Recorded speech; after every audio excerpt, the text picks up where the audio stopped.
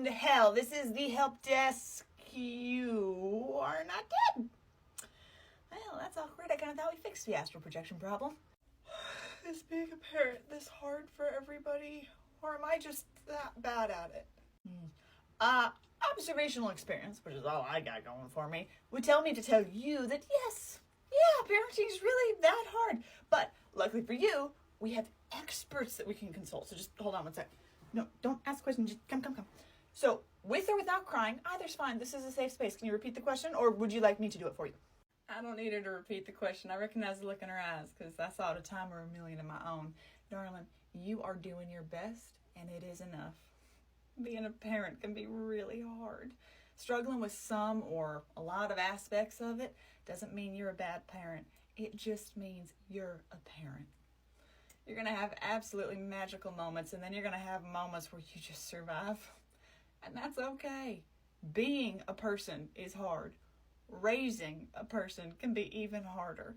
And don't let anyone tell you that parenting is going to be the easiest thing in the world, that it's going to come naturally to you, and it's going to be 24/7 smiles and joy and those sweet little giggles they give you. That's a lie. They're lying to you, either willfully or out of ignorance. I know a woman like that, Clara Ann. We had our babies around about the same time. She could not understand why I was so tired, and why my house wasn't as clean as it used to be, and why the meals I was making weren't as elaborate or delicious as I used to make.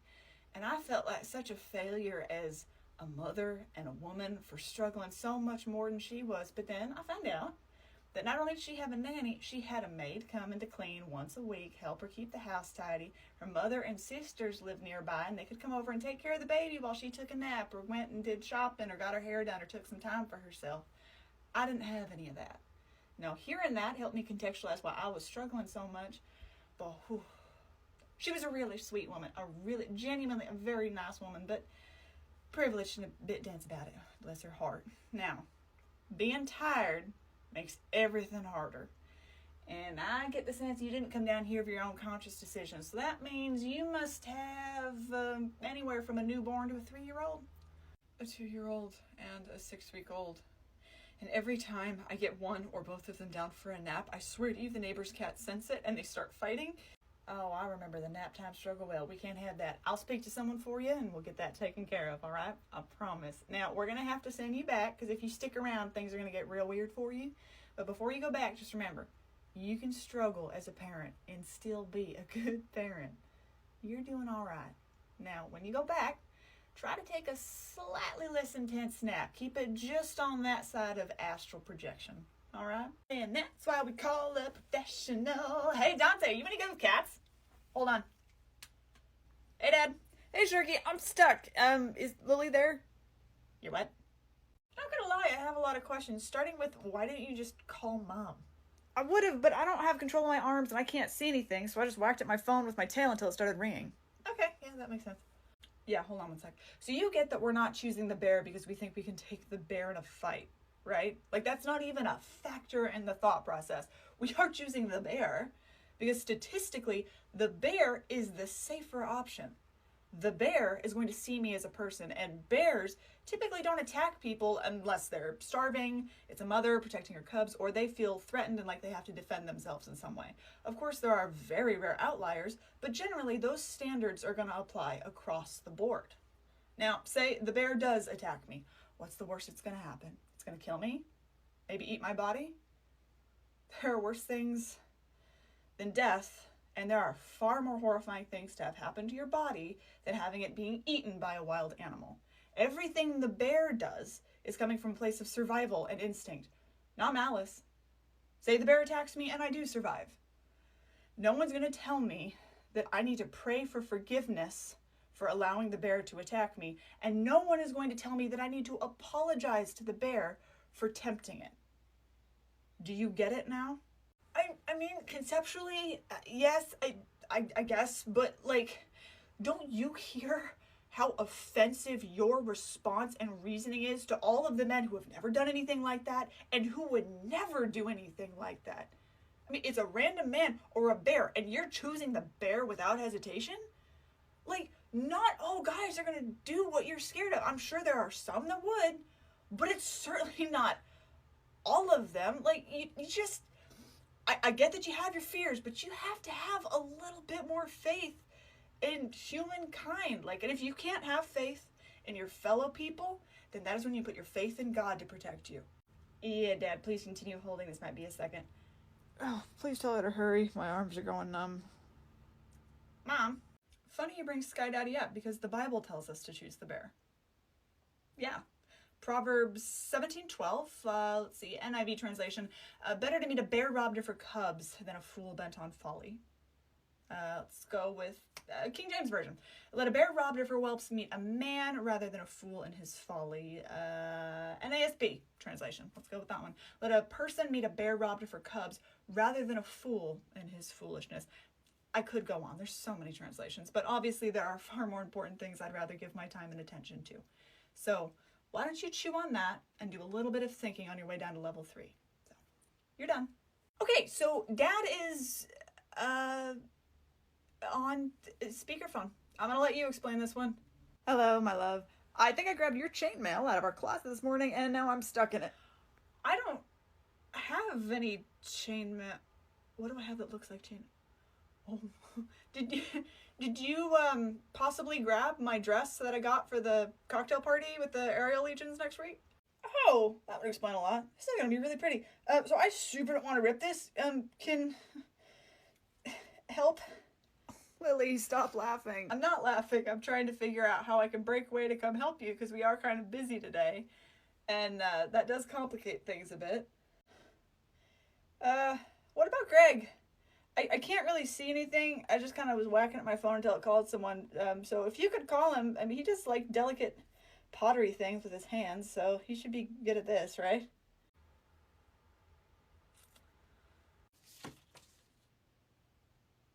That has anything to do with Asmodeus? The answer is no.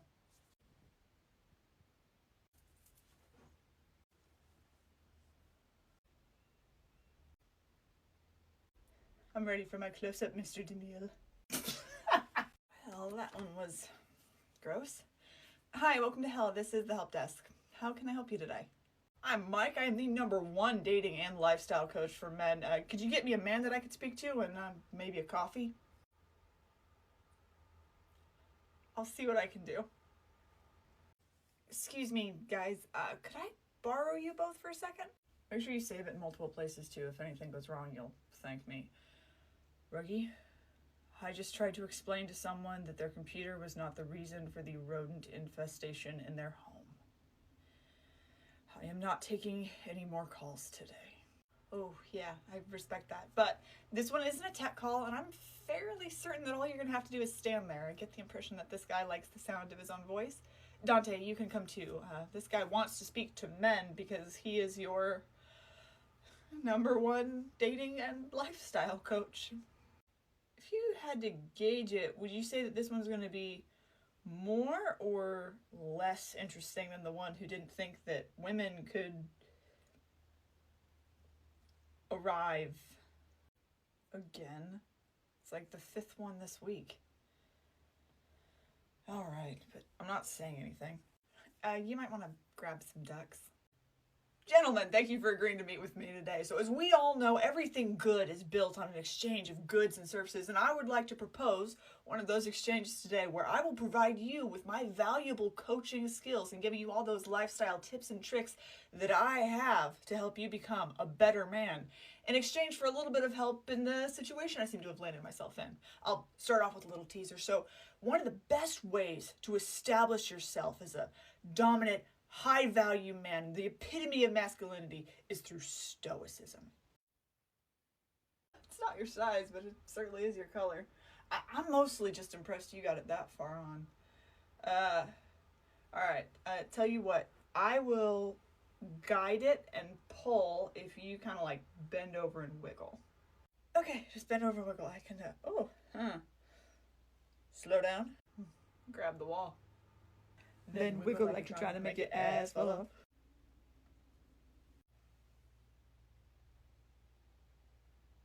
Now, as an alpha male, that means you are the head of your household. You are the head of your family, which means that your needs aren't just needs. They're a priority, and not just for you, but for everyone in that house. Your needs take precedence over everything else. I mean, yeah, it's moving, but that's also... Oh, wait, stop. I can hear things straining. We cannot rip this dress. We cannot do that. So you gotta be careful. I am being as careful as I can be, but Belle, your arms are going numb. We might have to shift some priorities here. No, because it's great. It's a really pretty dress. We cannot rip it for her. It is a pretty dress. I don't want to rip it either. Okay, can you turn your head to the left? I can only take one more and then we have to trapdoor him. I can't. As men, it is important to maintain a sense of dignity at all times, and that includes in the pictures you let yourself be in. Don't let yourself be in silly or ridiculous pictures. That's immature and that is just weak behavior. Only allow yourself to be in pictures that capture your essence as a man. Horns are free, and that just means... Oh, that feels so much better. Oh, okay. Show me the pictures. Do they turn out? I really feel like I could have gone for more of like a coquettish ingenue, but it was hard with the arms. This weekend safety brief. Don't add to the population. Don't subtract from the population. Don't end up in the hospital, newspaper, or jail. If you end up in jail, establish dominance quickly. Have a good weekend.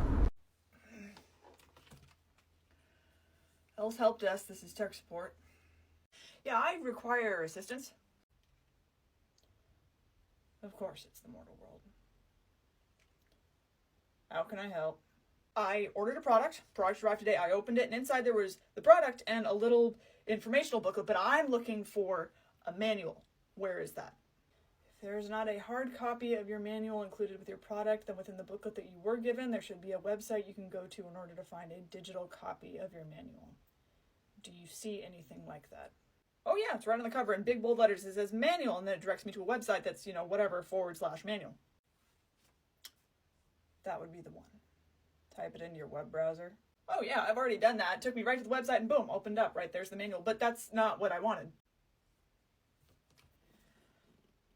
You said you needed the manual. Yeah, I do want my manual, but I can't print out the one they gave me on the website. It's like 400 pages. You can find someone who offers printing services and have them print it out for you, but typically manuals of that size are optimized for digital use. So in that situation, I would recommend downloading it. No, I don't like digital. I just don't like it. I want it in hard copy. You're misunderstanding me here. There is only one manual on this whole website, and it covers all the different versions of their product. But I don't want that. I only want a manual for my specific product. Where is it? If that's the only manual on the website and it covers the full spectrum of their products, there's going to be sections within that manual pertaining to your specific product, but there's not going to be a smaller manual solely for your product. Why? I don't know. Well, you better start thinking, because in what world does that not make sense? How can you not know? Because I don't work for that company. I had nothing to do with writing the manuals, and I'm dead. Listen, your product might be great, but because of all this, you have one seriously dissatisfied customer, so you better call someone and get this taken care of. Okay. You want to put some enthusiasm in that tone? It's called customer service. You ever heard of it? Of course. Please hold. Well, we might be seeing whoever's on the other end of that phone call rather soon.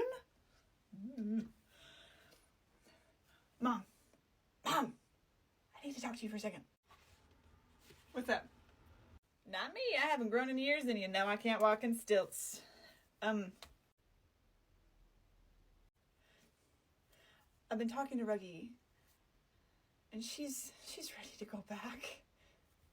She wants to go back, and she wants to live so badly, but she's so scared. And, it's a big decision. Do you stay? Do you go? But I figured since you kind of been through that thing and you know how that feels, that if you and I maybe talked about it, kind of where Ruggie could maybe overhear us, then it might answer some questions or shoot some fears. It might help. Yeah, we can do that. What's John doing? Oh, he's coming in hot. Hi, welcome to hell. This is the help desk. How can I help you? This is not what hell is supposed to be like. This is not in the Bible. Oh, we've dealt with this confusion before. So I believe the exact wording of what you were expecting was eternal fire and utter darkness. Which, if you think about it, how can there be utter darkness if there's also eternal fire, which is a light source? So our understanding is that the person who wrote that passage of the Bible had reincarnated, but before that they had spent at some point some time in hell, probably on one of the therapy levels. The eternal fire was in reference to the lovely golden hour lighting that we have down here, and the utter darkness was a metaphorical reference to the self-reflection of confronting problematic thoughts and behaviors. The devil's lies grow ever more intricate. The Bible states that hell is a place where there is wailing and gnashing of teeth, not therapy. I know that your presence down here indicates otherwise, but have you ever spent any time doing intense self-reflection and working on personal growth? Because I have. I can confirm there was indeed some wailing, mostly weeping, and I avoided the whole gnashing of teeth kind of approach. I spent a lot of time in braces, and gnashing sounded like it might cause damage. Right? Romanticize it all you like. Hell is a place where the unrighteous and the damned burn for eternity. And you're fine with that? It's in the Bible. God's will be done. How loving. So, using that logic, you're totally fine with the fact that you're down here, right? This is an hell. This is a test to see if I will stay the course. And I will. Liar. Hey Mom, when you decided to live, what was making that decision like? I decided to stay before I ever knew I could yield my mortality and live here. Some people would say that was an obvious decision to make, but it wasn't one that I made lightly. The afterlife is eternal. Everyone ends up here eventually. Everyone. There's no real risks that you can take. I mean, you can take some risks, but this is such a place of safety and peace that the most of the danger is gone. If you have a question, the answers are almost immediately available. And that is wonderful. And the mortal world isn't like that. And it is also wonderful. It can have, as we both know, a lot of pain. Bad things can happen there. I found the knowledge that it was all going to end eventually one way or another comforting when it came to dealing with pain. It was always going to end. And it made all the good moments and things in between that much more precious because they were also finite. The afterlife is like your day-to-day life. You go to school, you go to work, you do your day-to-day things, and the mortal world is like planning a big vacation or going on a trip. The thing about going on a trip is you might know what happens, you might have plans, but nothing is guaranteed. You never know what is around each corner. You might find your favorite food or hear a song that makes your soul sing or experience things that change you for the better or for the worse. And then it ends. And you get to come home. But you experience things on that trip that you never could in your day-to-day. It's terrifying and wonderful. And it can be. And it is so worth it. And it made my decision difficult. Until it didn't.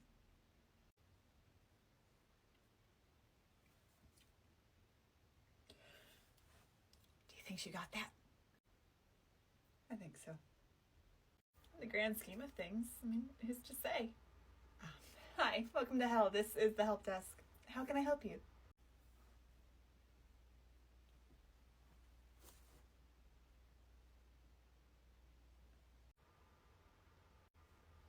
Take your time.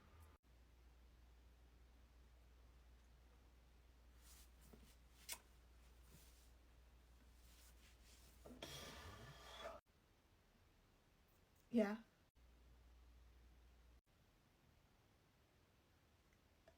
Yep.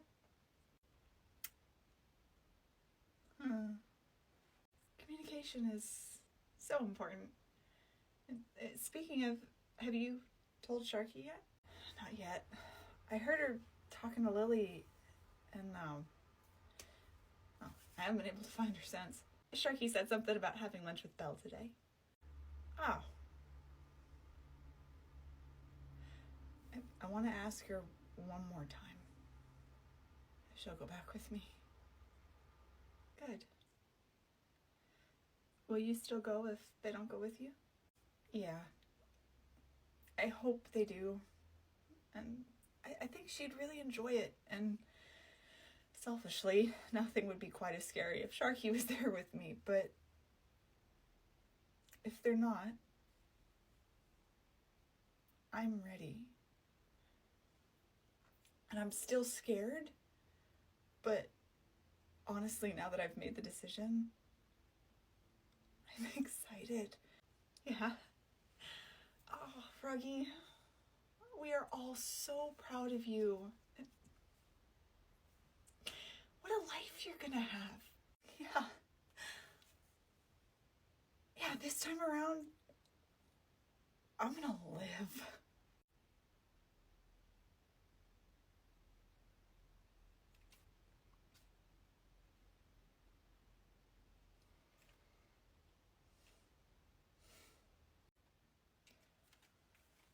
Awfully quiet over there, Sharky. I can't go back to the mortal world with Reggie. I can't. Why not? Well, there's the help desk. For one, I am a terrifying delight, and I am very good at my job when I'm there, if I feel like it. And then, well, the sharks should be fine, because they're, kind of immortal. But my dog, Poppy, who would take care of Poppy? Well, Dante, probably. But beyond that, you and Mom and Papa Lucy, I can't be rude. Should just, leave you guys behind so I could go gallivanting and other SAT words. Sharky, all any of us who have had the privilege of loving you have ever wanted is for you to be happy, healthy, and live life to the fullest. In whatever way living looks like for you. I can't go back with Ruggie. I want to, but maybe someday I'll go back. I kind of want that now, but not now. I'm terrified. It's okay to be scared. You have good reasons. You do not have to reincarnate if you don't want to and feel ready to do so. All I will say is that sometimes good things can be scary. Some of the most worthwhile things in life are terrifying, at least at the beginning, because they require a leap of faith and, leaping. And sometimes you fall, but man, Sharky, sometimes you fly. I'm not saying this to convince you to reincarnate with Rogie. I'm not putting that pressure on you. That is completely your decision. Just put it in the hopper for any future decision that don't let fear keep you from living. The do it scared mentality you talked about when I was little. I respect it. I mean, that mentality got you a life.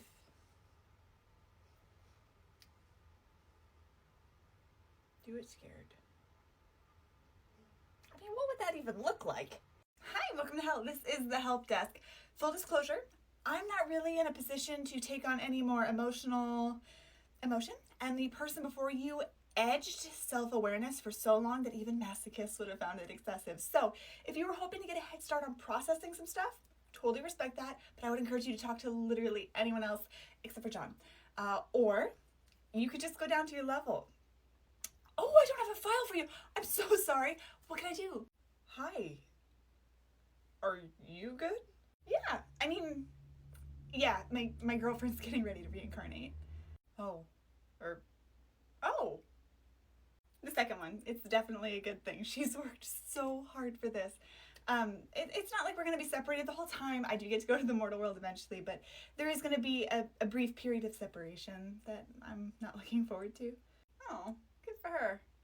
I'm sorry about the time you're going to have to spend apart, though. At least it's temporary. As for me, just so I can get out of your hair, I'm down from Paradise. I heard you guys had a really good therapy program. We absolutely do. And just so that I can help direct you to the best place for you, you do not have to tell me specifics, but what kind of thing or things are you looking for help with? Well, given the recent context of our conversation, maybe I should talk to someone else about this. I don't want to upset you. I appreciate the concern, but it's mostly willful stupidity that I just do not have the capacity to deal with today. So anything other than that should be fine. Okay.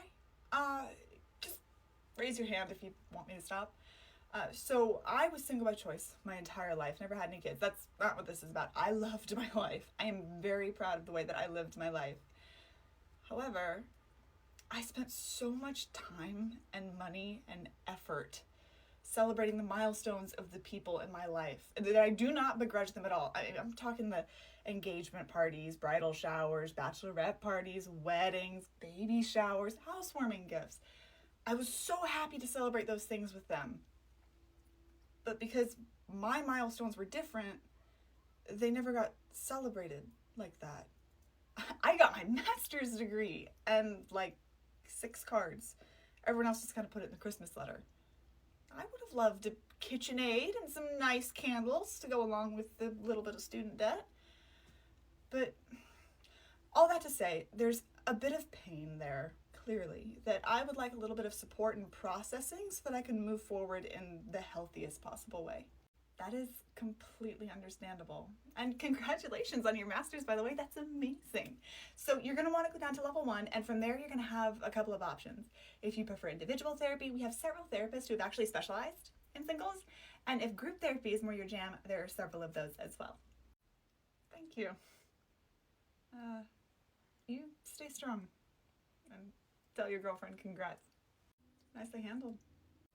Thank you. She was a sweetie. Have you heard anything yet? Yeah, they're still in the break room.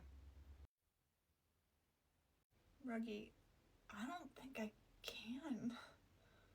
I mean, look, I have thought about going back with you every day for a long time. Like since before you first asked me, but you're ready. You've been ready. Even when you didn't think you were ready, and I just don't think I've got that part of the equation quite down yet. I get that. Sharky, it's okay. I really do get it. Like you said, I know what it feels like to not be ready for something. I don't want you to go for me. I'd want you to go for you. And just because you're not ready now doesn't mean you won't ever be ready, but maybe you won't be. That's fine too. But if you are ready someday, maybe down the line, I could, have a younger cousin.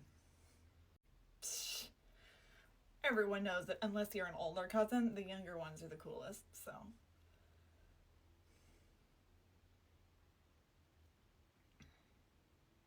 Tomorrow, huh? Yeah. Tomorrow. Hi, welcome to hell. This is the help desk. I want one more good one for the road, so what do you got? I want to speak to your manager. I'll bet you do. Oh, you think me asking you to do your job is funny? Oh, well, see how funny you think it is when I get you fired. God, I don't miss that. Miss what? Being you. You don't know the first thing about me, and you wouldn't know the first thing about being me. See, this is the fun part where I get to tell you that you're wrong. First and foremost, I have your soul file right here, but I barely need to glance at this to know that at one point in time, you and I took different paths to a very similar result. You spent a lot of your life miserable and feeling like you lacked any sense of control and probably didn't feel very respected. And you took all of that resulting pain and fear and lashed out with it on people who were in a position to be vulnerable to that kind of treatment. Just because you found a way to cope with being miserable doesn't mean that you weren't still miserable. I had a successful husband and a beautiful house, and I never had to do anything like this. Okay. And you were still miserable. I mean, I get it. Believe me, I really do. I have stood where you stood. I'm very familiar with that floor. So please hear me when I say this. You've been miserable for a long time. You're still miserable, and it's familiar. I get that. And growing is new and painful and can be really scary, but a brief period in the grand scheme of things of unfamiliar misery is totally worth it when you come out on the other side. And sure, you'll come out on the other side and you're going to have scars, but you're not walking around with open wounds anymore. Everything gets better. It's possible, and it is so worth it. I did it. I'm a lot more dramatic than you, so I absolutely believe in your ability to do that too. I will take that under advisement and lead with being the manager next time. Huh. I'll have the new shirt ready for you by the time you get back. As long as it's the same color, we can make that happen. You ready, darling? I'm ready enough.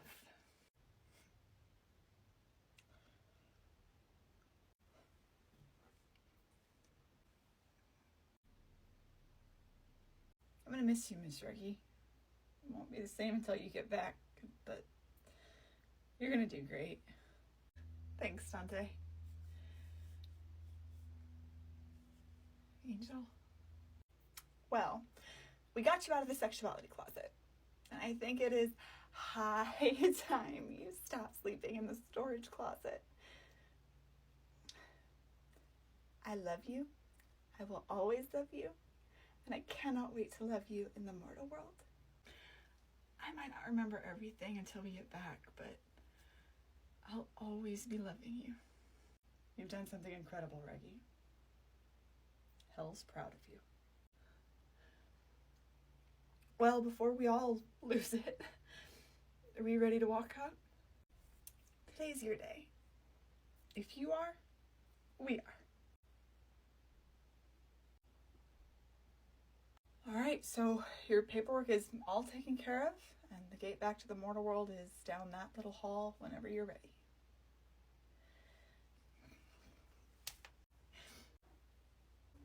Nothing better than a good group hug. Watch the wings.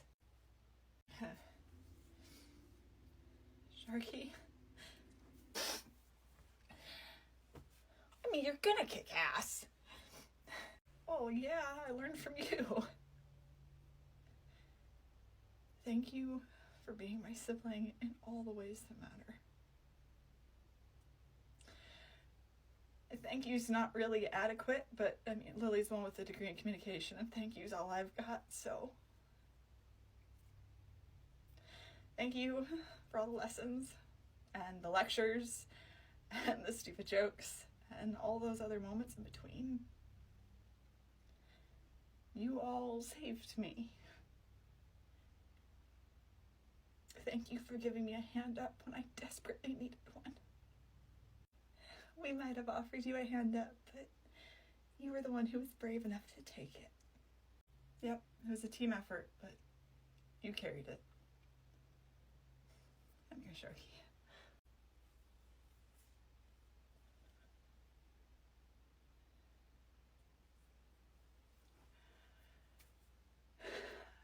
I love you. I love you too. And this isn't a goodbye. It's just to see you later.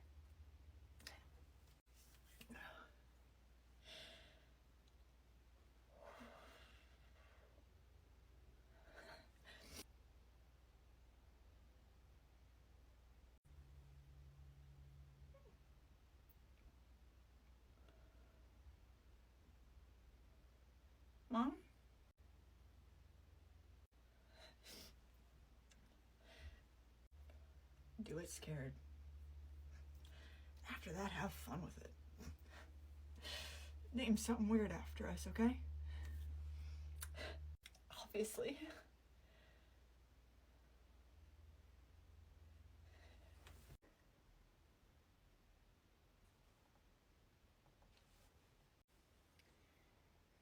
Yeah, I'm hell, Sharky.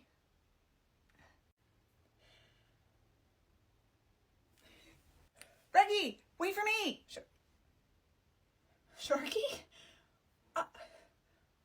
What are you doing? I'm going with you. I thought you weren't ready. Well, I'm doing it scared. I mean, you're the one who even made me think about living again to begin with, and you're the one who's inspired me to be brave enough to try.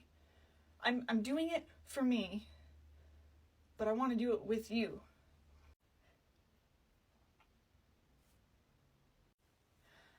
Let's do this thing.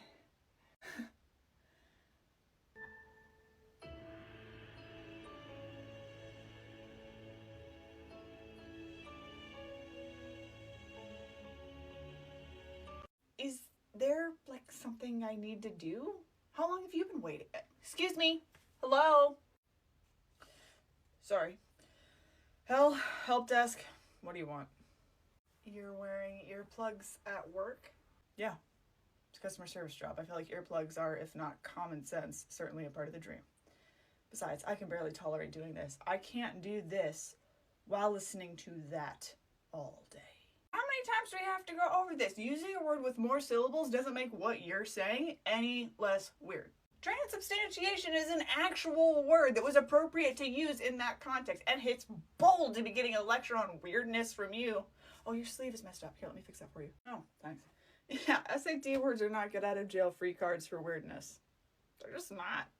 We're a little short-staffed, both literally and emotionally at the moment, so they pulled them out of storage to fill in the blanks. Anyway, why are we having this conversation? Please keep in mind that while help is a part of the name of the desk, it is a dubious part of my job description. You know what? Yeah, I get what you mean about the earplugs. So I got my level assignment and all that. That's totally fine, but when they say this is a place of justice and personal growth, I'm not really concerned about the justice part. But when they say personal growth, do they mean that, or... Yeah, they mean it. Oh. How much character development do I have to go through before it's enough? I respect that sentiment. Next. So, no. You're in hell. This is the help desk. What do you want? Yeah, hi. I want to talk to someone who knows what they're doing. Don't we all? Funny. But actually, I really do want to cut straight through all this fluff and have a direct conversation with someone who can actually help me. The dream team just had some major stuff happen to them, and they're taking time off to process and deal with it. They also have a job to do. Can you go get them, or do you need to make a call? Time off means they're not here. And no, I'm not calling them. For your sake, I'm not calling them. Where is he? Hi, you're in hell. This is the help desk. Why? It's just ridiculous. So I assumed wrong. Ooh, you know what? Yeah, I heard it. Okay, fair enough. Yeah, not gonna lie, when I got your SOS, I thought you were hungry and wanted to go get food and possibly finally go to Margaritaville, but I see now I have misunderstood the call. Sorry about that. I would have been here a lot faster. Are they a couple? Yes. Are they in denial about it? Also, yes. Are they super annoying and reminding me of some of the least favorite parts of my childhood? Also, yes. Are they aware of it? All signs point to no. As for her, she wanted to speak to one of the dream team, so I put it in the group chat and I'm waiting for a response, but in the meantime, she's on hold. And what time does school get out down here? Because Dante said he was going to help me. School gets out in like an hour.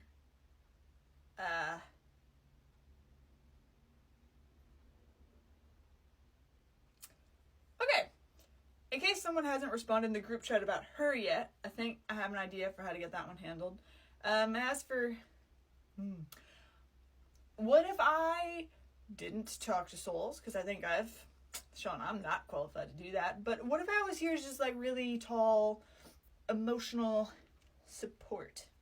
I appreciate that, and I do not care what method you use as long as you help minimize the amount of people talking to me. I got you, buddy. Everybody, I am here, and I am tall, and I have a big sword. Just ask me why. Yes, you are in hell, and this is technically the help desk. What do you want? Hi, young man. I've been watching you while I've been in line, and you seem like someone I would love to get coffee with sometime, but as a man of faith, I have felt called to tell you that Jesus came for you. And I wasn't even there to be flattered by that. Anything else? I'm afraid I don't quite know what you mean by that, but I'd really like to talk to you more about the second coming of Christ. Hold it together. I'm going to stop you right there. I was raised by the internet. I grew up inundated with information from a very young age. I know the lore. Oh, yeah.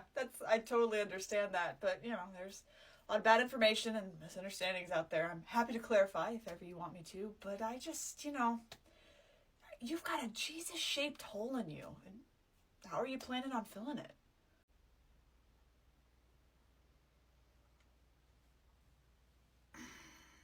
Well, there you go. See, that's a image that gets a lot of people thinking and strikes a lot of people speechless. You're not alone. No, I'm not speechless. I'm just trying to figure out what the funniest possible response to that would be. So just hold on. Sorry, I've been texting. What's going on? Oh, I was just talking to your captive here, and I told him that he has a Jesus-shaped hole in him and asked him how he planned on filling it. Well, based on my understanding of mortal physicality and their stretchability dynamics, yeah, take up space, absolutely, but Phil, he's not big enough to do that. Right? I was pretty proud of that one. I'm just gonna go ahead and text a quick apology to Jesus. He doesn't need to know why. But also, in the meantime, I think I found someone who can take care of her. I just want you to know that even though you tried to terminate me, revenge is not an idea we promote on my planet. Oh, well, that's good. But we're not on my planet, are we?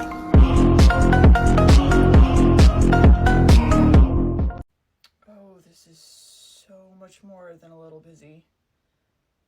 Why is someone using the trapdoor? It works. Oh, I need to get my backpack off and okay. Hi, welcome to hell. This is the help desk. How can I help you? Oh God, you're green. I want my phone call. I don't know what that is. I know what a phone is and I know what a phone call is, but I don't know what your phone call is.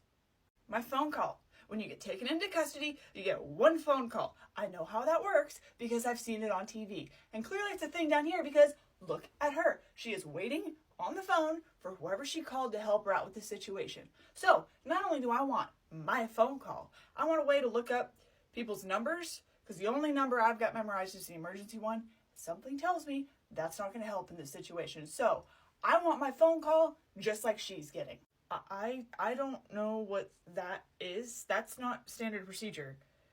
There's not a lot of standard procedure going on right now. What floor are you going to? Well, allegedly 3, but what does that matter? No reason, don't worry about it. I'm so sorry, but I can't deal with any more souls right now because there's only 1.5 people who knows what's going on at this entire desk right now. And for some reason, even though I just shut up, that half is me. Dante! John, Dante's here. First of all, you have a good day at school?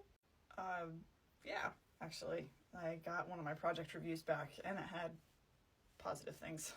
Awesome, that is what we like to hear. Alright, so this is the tactical situation. John is doing his best, and his best is very good, but he is super outnumbered. So that is where you and I, but mostly you, come in. She is the one that he put the message out in the group text requesting high-level support.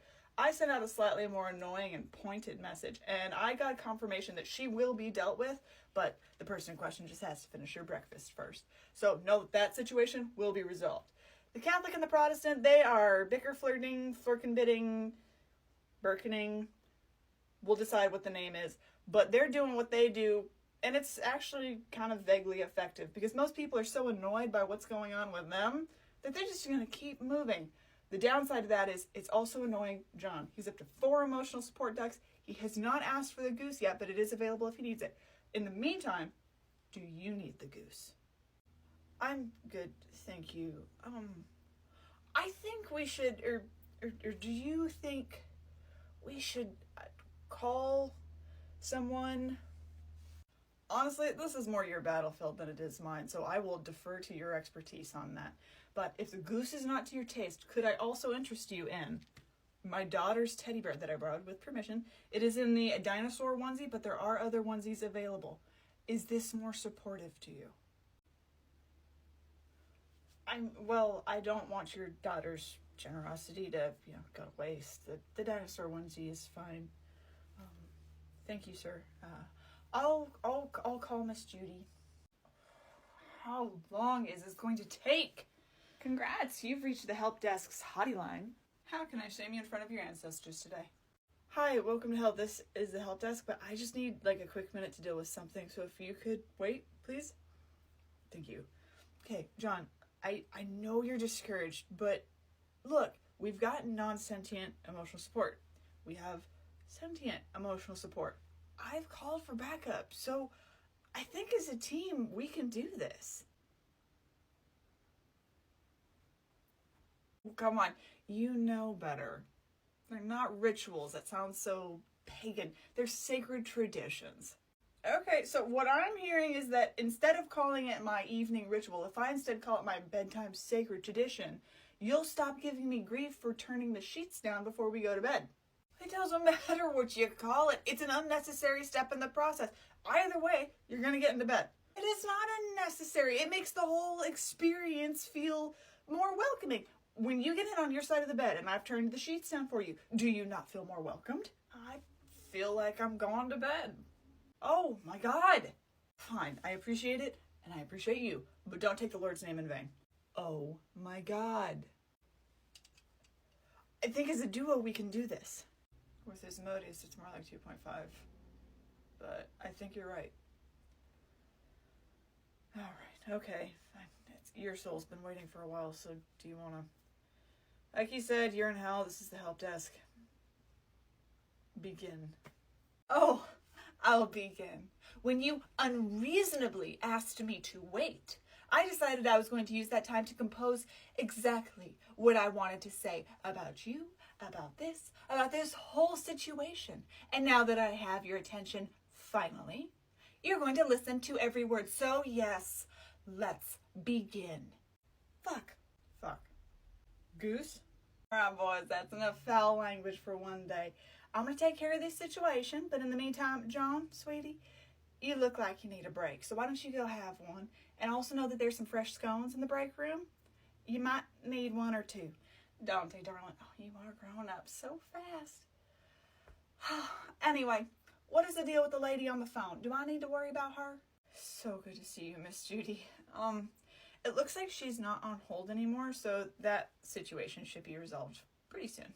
Well, I do believe that I've already told you what happened, but yes, I would love for you to explain to me how this has all gone so horribly wrong. Oh, it would be my absolute and unbridled pleasure to do that for you. Allow me to put it in layman's terms as well. You fucked up. You fucked all the way up. You got into the fucked elevator on the ground floor and rode it all the way to the rooftop of the tallest building ever conceived, and it was only upon your arrival at said elevated station that you realized you'd ignored all of the written and verbal warnings that was a one-way trip. So now you are stuck on that lonely, miserable, cold rooftop unless you decide to take the only other option available to you, which is to go down the stairs of consequence, which is indeed a laborious, time-consuming, and in some ways painful process, but it's the only way to get you to a place that is not the rooftop which you are currently residing upon. Did that clear things up for you? She hung up. That looked fun. Lils, you miss it. I do. I really do. After that dinner we're going to have with my parents, I think I'm going to get back into it. All right, that's me set up. Let's get into it. Hi, welcome to hell. This is the help desk. How can I help you today, darling? Yeah, I don't care about the welcoming spiel. I talk to you. Listen, first of all, would you like to reconsider that tone? Yes, as a matter of fact, I would. I thought so. Bless their heart. You can step right up, darling. My biting abilities between me and my husband. You ain't got nothing to worry about. Welcome to hell. This is the help desk. How can I help you today? Hi. So my check-in person for the whole being dead thing was a man, and he was very, very, very, very, very, very nice. But there's one question that I don't feel like he was able to answer satisfactorily for me. I'm just going to level 1. I'm really actually excited about a little bit of therapy, and then I get to go back. There are some things in the mortal world I really do miss, but was having carnations at my wedding a mistake? I don't see why. Do you like carnations? Well, they're my favorite flower. But my mother-in-law said that our wedding looked like a funeral. And when I told her that carnations were my favorite flower, she said that I needed to pick a better favorite flower, which I could recognize that as a stupid sentiment, but a wedding is like a little bit more public. So like maybe I should have put more thought into it. Your favorite flowers, your wedding. It sounds like it was a beautiful day. Is there anything else I can help you with? Thank you. I needed that validation. Other than that, you know what? Honestly, I think I'm good. As excited as I am for the therapy, I am a little nervous about it, but I want it to happen. It needs to happen. So, yeah, I think we're all good. Well, all right then. Just know that no matter what's ahead of you, you can deal with it. Just remember to deal with it with grace and humor. Except the stairs. Then the grace and humor can start after the stairs. All right. Hi, welcome to hell. This is the help desk. That is fucking incredible. Not only did she willingly jump in to help, but no matter how audacious the attitude or ridiculous the question, given the context, she remains completely unflappable. Well, I'd imagine it's probably kind of easy to stand flappable if you don't have wings. Or, alternately, if you have something in your cup, because then you don't want to talk with your hands, because then you'll spill it. Oh, you meant like emotionally. Oh yeah, that's very impressive, but hey, don't sell yourself short. Don't you dare do that. When Belle and Greg covered the desk, they called in all of Belle's legions. Do you have any idea how many soldiers are under Belle's command? To replace 4 people, it was in the 6 figures. You did great. You did that. With an armful of ducks. You didn't even need the goose. That's not an approved use for cornmeal. And that's not my opinion. I feel like that's a fact. But can we pause this for a second, please? Thank you. John, I know how stressful it is when you cover the desk by yourself, and you did an amazing job. Like, I know it was rough, but you did great. When I did it, I just panicked and trapdoored everybody, and that kind of caused a bigger problem than it solved. So, you did great. Oh, yeah. I remember hearing about that. He even got Greg. Oh, can grumpy people just stop dying for an hour?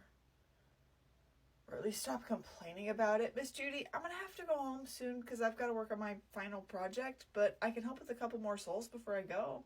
Oh, Dante. Patience is a virtue and also an exercise, so take this as an opportunity to get your practice in. Alright?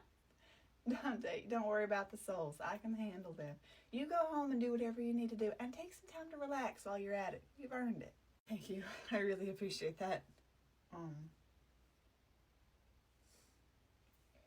Princess Modius, sir, can I hold on to this for a little bit, please?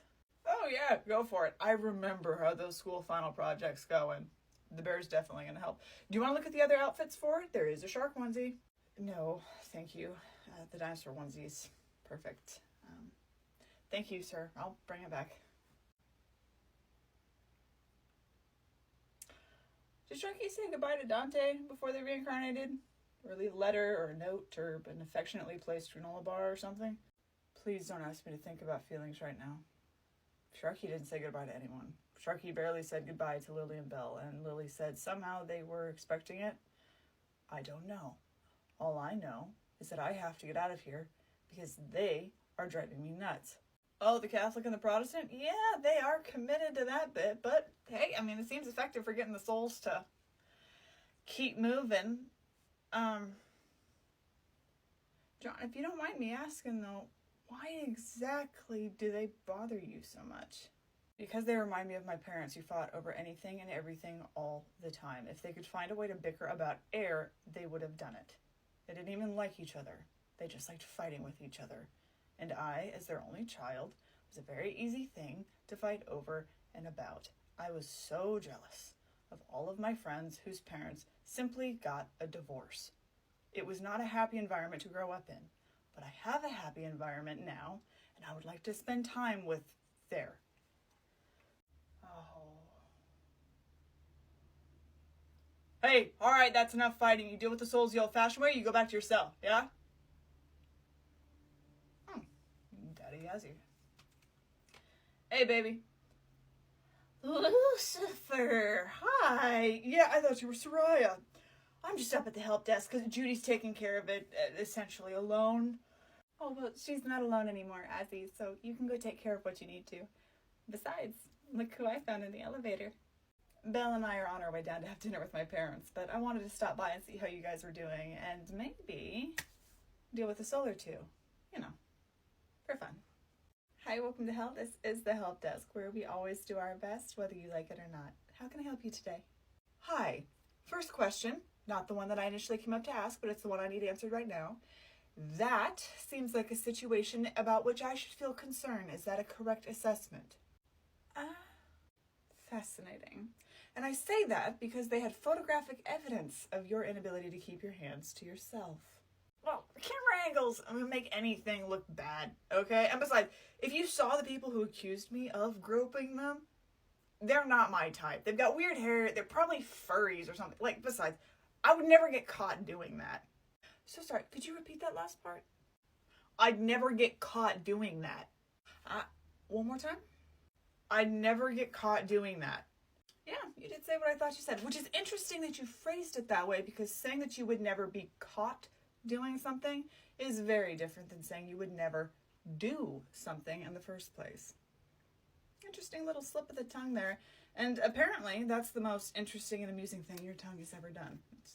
You should work on that for your next time around. But this whole conversation is a moot point because you've already been judged and I'm holding your soul file in my hands. I can see everything. And you have a lot of explaining to do. So would you like to explain it to me or to the nice ladies on level 4?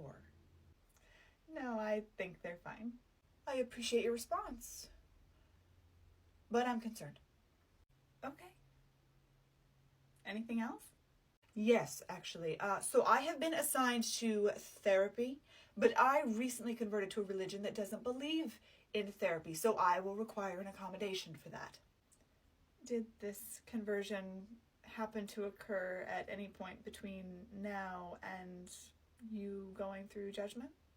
Well, as a matter of fact, it just so happens that yes, but that does not make my beliefs any less valid. No one should be forced by others to better themselves.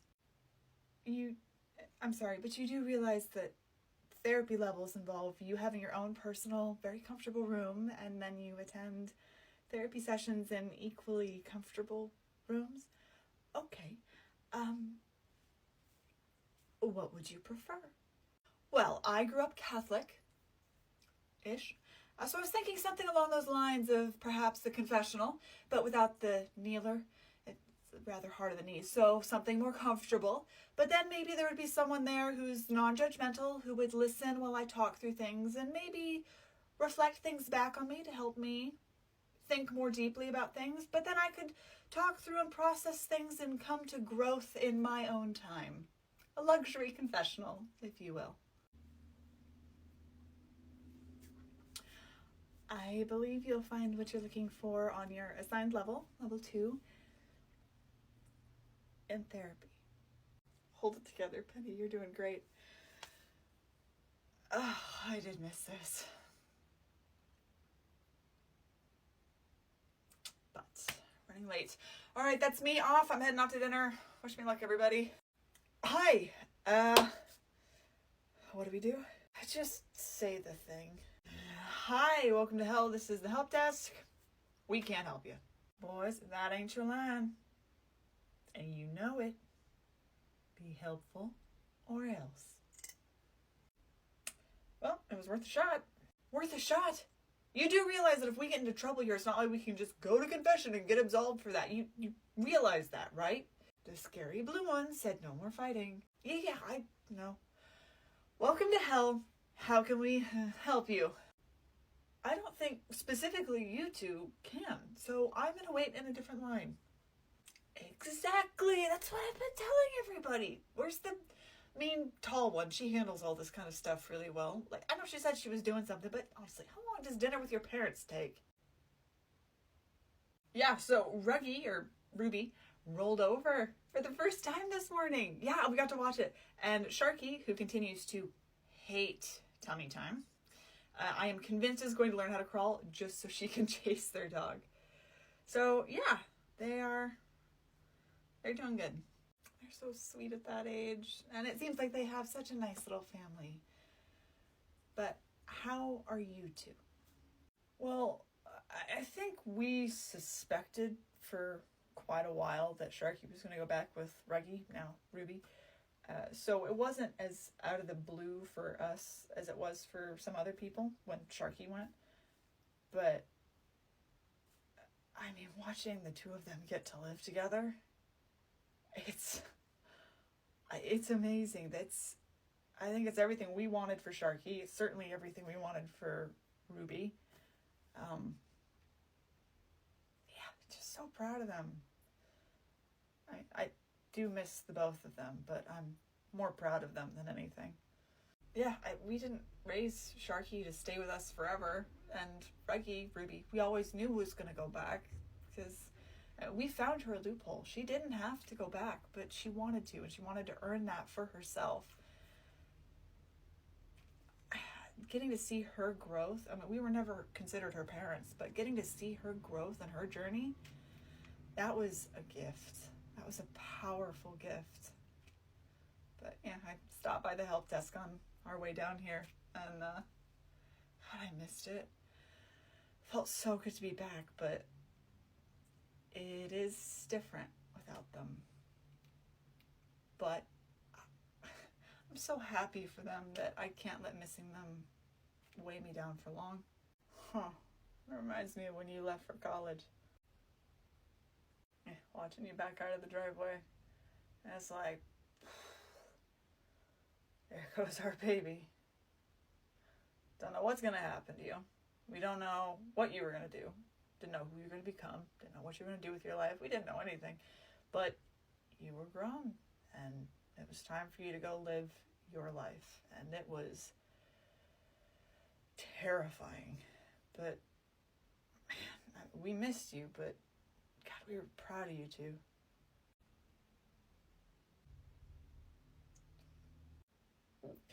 Yeah, your old dad learned how to emote. Come on, Lily Pad. I've been on a therapy level for how long? I'm stubborn, but I'm not unreasonable. Hi, welcome to Hell. This is the help desk. Are you going to be part of the problem or part of the solution? Ooh, never heard that one before. I am going to make the problem funnier. I see. According to whose definition of humor? Just a little pro tip that people, especially women, are more likable when they don't take themselves too seriously. But that's just, little factor that in. But to answer your question, mine. Because I have a pretty good sense of humor. I know that your file was already reviewed with you while you were going through judgment, but would you like to review it again? I feel like if you do, it will affect your commitment to that particular course of action. Why would I want to review something that I already know? Of course I know what's in my file. Of course I know what happened. I was there. It was funny. You know what the problem is? I'll tell you what it is. People are so sensitive these days, Go on. Oh, hey there. Calm down.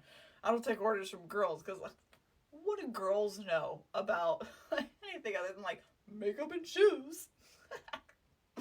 Anyway, as I was saying, you can step forward. If you have any amount of common sense, you'll see that that was a self-explanatory situation, and I suggest you take it as a cautionary one as well. Hi, welcome to Hell. This is the help desk. How can I help you? Discipline me however you want, but please don't do that to me. I've got a bad back, and I don't even want to think about what that kind of a drop would feel like. This is a nuanced situation with pros and cons to it. For example, pro, you don't have to worry about your bad back anymore because you don't have a bad back. The con is that's because you're dead. Yeah, picked up on that. But I have an emotional bad back. and I don't want to risk it. I'd rather do the stairs. Why aren't you?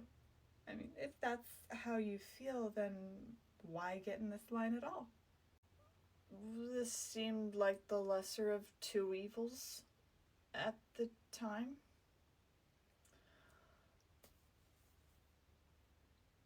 I mean, is there anything we can do? No.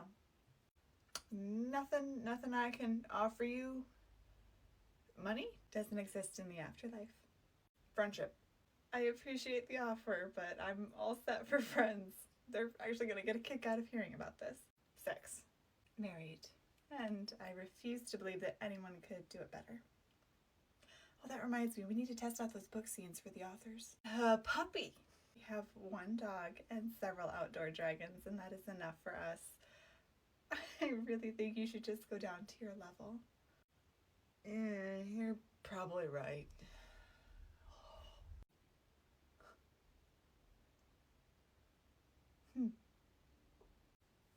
What's that smile for? Appreciating you and all this. It just struck me again how much of a gift everything has been. And how much I enjoy doing this, even when the souls are being ridiculous. But speaking of the help desk, I think Dante had something he wanted to ask you. I think he's in the break room. Hi, welcome to hold on. You're coming in with a whole lot of attitude to someone who doesn't have a whole lot of tolerance for that particular kind of foolishness. Being in hell is often the end result of bad behavior. It is not an excuse for it. So with that in mind, how can I help you? Okay, shut up and drop the Southern Mima routine, okay? I don't care. I don't care about any of this. Really, what it is incredibly annoying and very frustrating. No one can actually explain anything to me, which means that no one understands what they're talking about, because you have to know what you're talking about in order to explain it to someone. That's not happening. Since when are we supposed to care about all that stuff that they're talking about? There's no guidelines. They just spring that little one on us at the last minute. You just move the goalposts every time someone you don't like comes through. Is that it? And on top of that, you don't even give us any options for how to deal with that. All of you, the same, oh, I just work here. You've got to have some way to move that up the line. We have complaints. They are valid. You've got more resources than I do. Not that I care, but it would be nice. You done? Oh, by the time I talk to someone who actually knows what they're doing, you'll be the one who's done. I mean, honestly, the reasoning that they're giving me for this, does no one understand? You've got to take care of yourself. I don't give a shit about how other people feel. Well, something tells me you're about to get an emotional animal. And if you don't know what that is, you'll find out. Is that like a die training? Oh, silly me, that was set for level 8 instead of his assigned 5. Funny how those two look so similar. Hi, welcome to hell. This is the help desk. Is that a delivery from the Universal Library, I see? Hi. It's not too bad of a load today, but let's see. I've got a book about Mount St. Helens for Principal F. I have a book about Ernest Shackleton for Tech Support John. I have the first 2 books in a series for Penny. I've got another 2 books in a different series for Dante. And then I have an entire series for Princess Lily. Oh, thank you for bringing those down for them, darling. They're going to love that. I know. Lily and Belle, John. One second. Penny, is Dante still in the break room with Greg? All right, we'll get that to him as soon as we can. Thank you so much. Enjoy your much lighter trip back up the stairs. I mean, I feel stupid for letting it stress me out this much, because it's not even a bad problem to have. Dante, just because it's not a bad problem to have doesn't mean it can't be frustrating. You have 2 very good career paths ahead of you. There's pros and cons to both of them, and there's no one to say that you can't start with one and end up in the other. You have a very long life ahead of you, but you do have to make a decision at this point in time, and that can be frustrating. It's okay. Yeah. It's just that they keep telling us that we're on the cusp of maturity and we're almost adults, and I just kind of thought that almost being an adult would mean that making adult decisions would be, like, easier. You know, like deciding what I want to do for work. But that doesn't seem to be the case. Sir, when you were my age, was deciding your career path hard for you? Like, did you have a big decision to make? Unfortunately, in the context of this conversation, I always knew that I wanted to work with souls. That was always going to be my path. I was a little bit younger than you when I realized that I wanted to work on the more justice-oriented side of things. But I always knew that working with the souls in hell was where I would end up. I never considered pursuing my creative outlets as a career. But just because I don't do them for work doesn't mean that I had to give them up. I still do them. I just don't do them for work. The same could be true for you. That might be a happy medium. Work at the front desk with the kids. Do metalsmithing on the side. It's true. There's some stuff you can make out of metal that kids might think are cool too. Which reminds me, I've been meaning to go to the mortal world. Welcome to hell, this is the help desk. How can I help you? Yeah, hi, this is ridiculous. Where's the understanding? Like, can you help me with this? Well, let's see.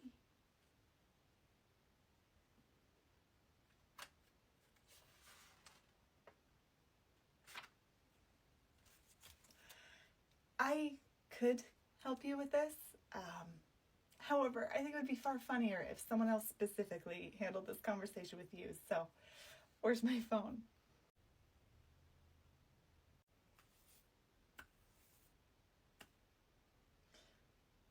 You want to talk it out, princess? You know, I could count on one hand the amount of times he said he was proud of me. That was never accompanied by anything specific before. You're someone it's easy to be proud of. He just finally has the skills to articulate it now. It's shocking when the old dog learns a new trick. Oh, hold on. It's Penny. There's a soul she wants me to deal with at the help desk. You want to come help? I will support. Hey, Zante, are you heading to the mortal world? Don't forget our presents, please. Thank you. Back to the break room for the presents I didn't almost totally forget. Hi, Miss Lily. Hi, Mr. Bell. I hope dinner went okay for you guys. And also there are books from the Universal Library for both of you on your desk. Hey, Dante. Yeah, dinner was good and thank you. Where is he? If he needs help, he'll ask for it. Is this the culprit? She is indeed, and I think you're going to find this one quite interesting. Thank you. Before I even look, I bet you cake pops that she's going to be a retail nightmare. Ooh. I bet you those no-bake cookies that she did something violent. Ooh, that does sound good and plausible. So it's... What the fuck? Okay, well, we're both wrong, so what do we do now? Really? Huh. Well, date night at Margaritaville? Ooh, yeah, that sounds really good. What do you mean you were scamming indie authors? That is a fascinating career choice, and what's even more fascinating is that you apparently had the audacity to come down here and try and manipulate that or complain about facing the consequences of your own actions. Okay, so I decided to check the security cameras for the help desk on a total whim, and it looked like something interesting was happening, so I decided to come up and witness it for myself and also use the opportunity to get out of the house a little. So, clearly we were on Lily's side, but for the sake of fully appreciating drama, what's the context here? Hey, Angel, I haven't seen you since dinner last week. How you holding up? Doing okay. You know, I'm sad. I miss Ruggy, Ruby. But I'm okay. Just don't ask me any more about it or I'm gonna start crying. Believe me, I understand. Okay, so the details are pending. The short story, as I understand it, is that the soul was scamming authors, I think specifically indie authors, like for money somehow. I don't know. But Penny dealt with the soul first, saw that in her file, and decided to call Lily, which, you know, was a good call. She's usually your best bet, especially if books are involved. I don't know why it's so easy for me to forget that idiots come in such a wide array of fonts, but Belle, you're gonna miss it. What are you doing? Calling in an airstrike. I was under the impression that Penny had already done that. No, she enjoys being more like on the ground and involved, kind of. Anyway, don't overthink it, just enjoy the show. You can scowl at me all you want. I don't have to explain myself to you. Oh, you better reconsider that pattern of thinking. Look, a girl's gotta eat, and people are so dramatic. This whole thing got blown way out of proportion. Dramatic? Hugh contacted small authors, often independent authors, people who didn't have a massive publishing house behind them to support them, and offered to review and promote their book, which is the lifeblood of any author, but especially the independent ones. Now, you said you would do that for a fee. Now, your fee was often in the hundreds of dollars. Now, that is not a small amount of money to pay for a service, but it's especially not for a small independent author who's doing this in their spare time. So you took their money, made all sorts of promises, and then didn't deliver on them. And you have the audacity to call them dramatic? I am well aware that you think you were just making a quick buck off of other people's books, but you have no appreciation for what those books actually are. When people create anything in the mortal world, books, music, art, anything from a place of passion, it's as close to a soul file as you will find in the mortal world. It's a piece of their heart and their dreams and their time and their effort. It represents the culmination of so many things. And you just looked at that whole community of authors, all of that effort, and decided to profiteer off of and abuse that. And then you had the audacity to announce that you were going to write a book and wanted to be welcomed with open arms. She's way more subdued than I thought she'd be. Was dinner with her parents okay? Yeah, I mean, it was intense but good in a way I don't think either of us, but especially Lily, was prepared for. So it doesn't surprise me she's not at 11 right now, which is why I'm making a bit of a call. Hi, welcome to hell. This is the help desk. I'm terrified, and you should be too. The people you should never mess with are calling people. Flee, save yourselves. And by flee, I mean go politely and responsibly down to your assigned level. Don't ask any other questions and consider no other options. They're already worked up. Okay. Is it like the Jurassic Park version of a T-Rex? Like is it a movement-based thing? No, it seems to be kind of like a manners and like audacity-based thing. So as long as you're vaguely respectful, you should be fine. But unless you're really into watching violence, even of the emotional kind, I suggest you go be fine on your level sooner rather than later. Okay? I know that driving under the influence is bad. I know that driving under the influence with kids in the car was really bad, and I do feel bad about it now. But whenever I went out to eat, I did tip 20%. When I traveled abroad, I tried to be respectful of the cultures. Well, that's not quite what we meant, but it does seem effective. No, don't stop walking. Keep going. You're doing great. Just go. Okay, so the more this soul keeps talking and trying to justify themselves, the more excited I'm getting for your little airstrike of mysteries, especially since you keep giggling about it. Belle, who did you call? It's a surprise, but the message has been seen by all. All?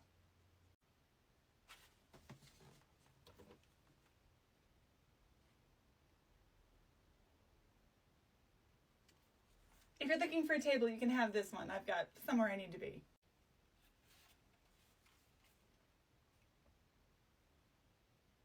People are still doing this? Enough. Inhale calm. Exhale negativity. Anchoring myself in peace.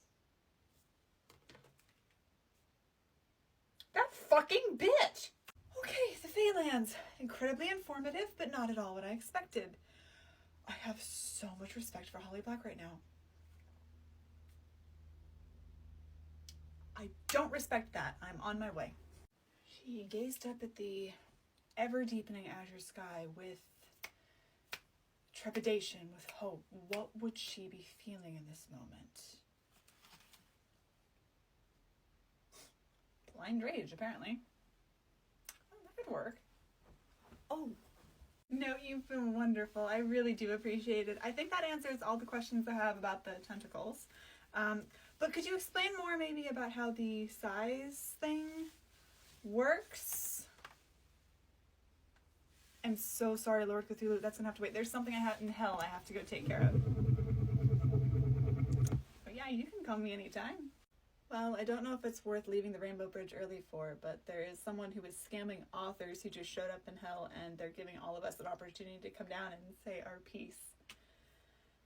Boy, do I have things to say. I got scammed twice. I'm sorry someone did that to you. Do you want to make an entrance and show up on a dragon? Hi, welcome to hell. This is the help desk. Don't worry about the small army that seems to have assembled down here. They're not here for you. How can I help you today? I'm a scientifically minded kind of guy, and I would like to know where the line of qualification for this place was in the progression of my behavior, because there was a progression. I didn't go 0 to 60. So I want to know where in that process I could have stopped and gotten away with it. The framing of that question isn't particularly promising. Are you going to answer my question? No, but my husband or one of his employees will when you arrive on your level.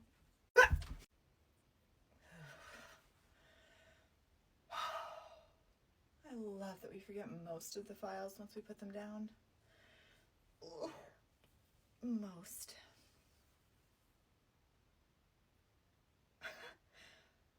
Belle, I thought you said you were calling the authors. I did do that. This has manifested itself in ways I didn't quite expect, though, because as you know, authors are creative people. Creative people tend to know each other. There's also a pretty good overlap between creative people and nerds, because creative people can also be nerds. But there's also the nerds who appreciate the things that the creative people make. And they all called each other after I called the authors. But that's not the most interesting part. The most interesting part is that Cupcake is here.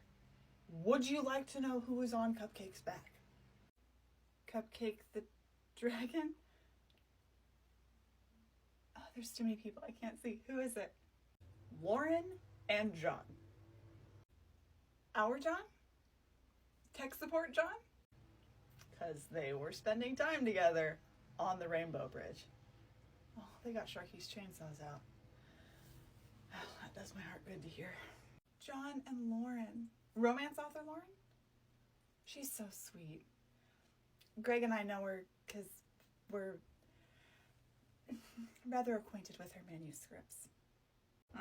Lily and I are as well. Well, that's me done. Thank you for calling me in on that one. I've had a lot of fun with this, but I haven't really had time to process dinner with my parents yet, so I am ready to go home. Speaking of home, is Dante not back yet?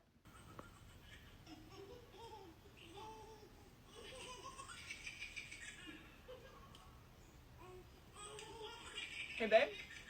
Who gave us that cute little toy chainsaw and the flower blanket for the girls? Because they're having the time of their lives. Look at them, but I cannot for the life of me remember who we got those from.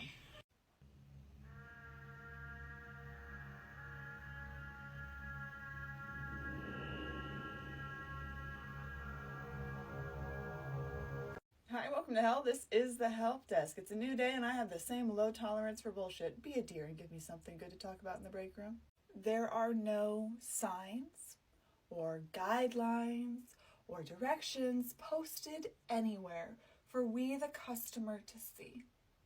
So when we go in and get ourselves into situations, the response we get is that we should somehow know that that situation was bad or inappropriate or what have you. Now, I understand that people like you enjoy trying to make people like me look foolish, but it will not work. So I want you to take responsibility for the confusion the lack of signage is causing. Oh, you are a dear. So you want me to apologize for the fact that you arrived at the front desk, which is step one of the afterlife, where I know someone sat down with you one-on-one, explained the whole thing and the whole process, helped you pick which belief system you wanted to be judged by. Then you went through the Hall of Judgment, which I know every single one of those arches has a label on it, from personal experience. You went through your assigned arch. On the other side, when you found out you had to go to a punishment level, I know someone else sat down with you one-on-one and said, here's the list of punishment realms you can pick from, helped you pick one, and then you followed that arch, also labeled, down little stairs and stairs and stairs and stairs, which had multiple signs that say, your judgment cannot be contested by the people you'll find on the other end, because your fate is determined by the all-knowing universe and not someone sitting behind a desk. We're not a health insurance company. Then you arrive down here, see all the other signs directing souls to different lines, went through the whole check-in process with the lovely gate demons, who I need to make some cinnamon rolls, actually. They've been going through it lately. And then you came through that, decided to complain. You saw the help desk, fuck around and find out sign, and decided that you were just going to wander up because clearly you had no idea what was going on, and you want me to apologize for that lack of signage? I don't think so. I have never had someone of your position take that tone with me. You are an incredible bitch. Thank you. I'm just getting warmed up. Hey, Dante. Hey, Ms. Lily. The girls are happy. They're super cute. They love their gifts. And they have such a nice family. I get why Sharky wasn't able to say goodbye, but it was nice to see them happy like that. But I also have a gift for you too, and a bit of a question about something that happened after I left the house and I was on my way back to the gateway back to the afterlife. But I think I'm gonna start with the gifts first. Excuse you. We are not done talking. This conversation is not finished. Stop talking.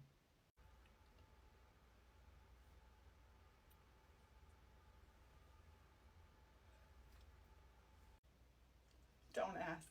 Sometimes it just happens. I think it's a help desk thing. I'm not sure. I keep meaning to ask Love about it, but don't worry about it.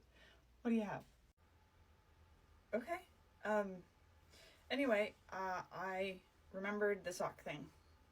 These ones are from Charlie, who they're actually starting to call Sharky, thanks to that baby shark onesie you gave them for the baby shower. And these ones are from Ruby, but I kind of wanted to give these ones to Angel. Maybe we could split it and do like a one-on-one thing, but I took them in pairs because I thought that might be less noticeable for the parents than, you know, running around looking for one missing sock. But, yeah, I brought you socks. Thank you, Dante. I think I will just take the shark ones. Angel would definitely love to have rubies.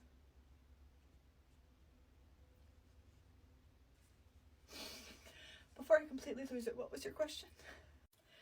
So you know those, like, I think the mortals call them, like, cryptids, like the creepy stuff that in, like, the woods and old places, that kind of thing?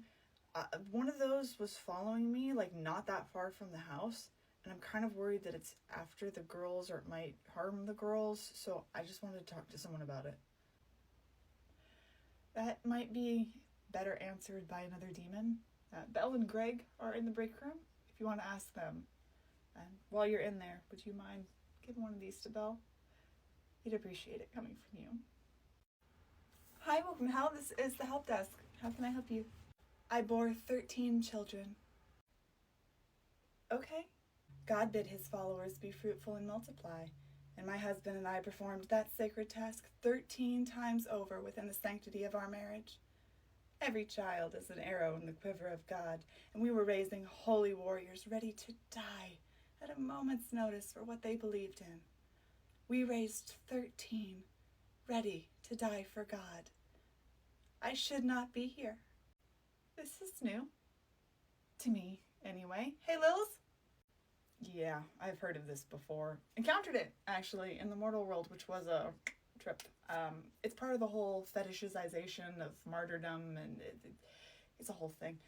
But it's not worth you or I trying to talk her out of this mentality. Save that for the professionals. I mean, think about the headspace that requires to look at a child as spiritual cannon fodder and be excited for them about that, and then to raise them bluntly to believe that dying, sometimes gruesomely, for an idea is one of the highest, most noble callings they could have. It's not a mentality that I can relate to. Clearly, you have never been a mother, because mothers want what's best for their children, and what better than to stand and suffer if needed for God? No, I'm not cutting. This is a temporary thing. I'm so sorry. I just need to interject here. I'm a Christian. We don't claim her. None of that is... We can all recognize the church system as it stands, especially today.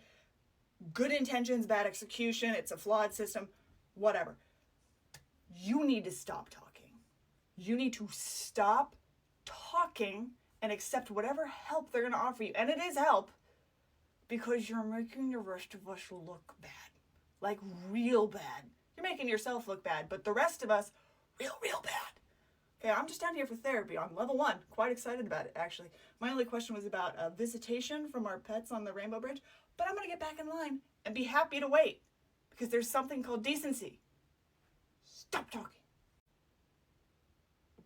I'm glad you like the socks, sir.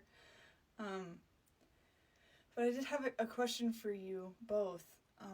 I was a couple of miles away from their house in the mortal world. I was heading back to the Rift, to the afterlife, and I got a bad feeling, like I'm being watched kind of bad feeling, and then I saw something in the woods. And now I'm worried that there's something bad in the vicinity of the girls, or it might be after them. I don't know, but I wanted to let you know just to make sure they're gonna be okay. The thing in the woods, what did you see? Not much, admittedly. It was mainly 2 big glowing red eyes. Glowing red eyes? Yeah. You just saw one set of eyes? Belle and I know from personal experience what you saw. And they always hunt in pairs. Oh, so it wasn't hunting, because I never saw another one. Because it was behind you. You got very lucky. What do you mean? Hunting me or hunting the girls? First things first, the girls are safe. They've always been safe, and they will continue to be safe. You are now old enough to be considered an adult demon by the less friendly things in the mortal world.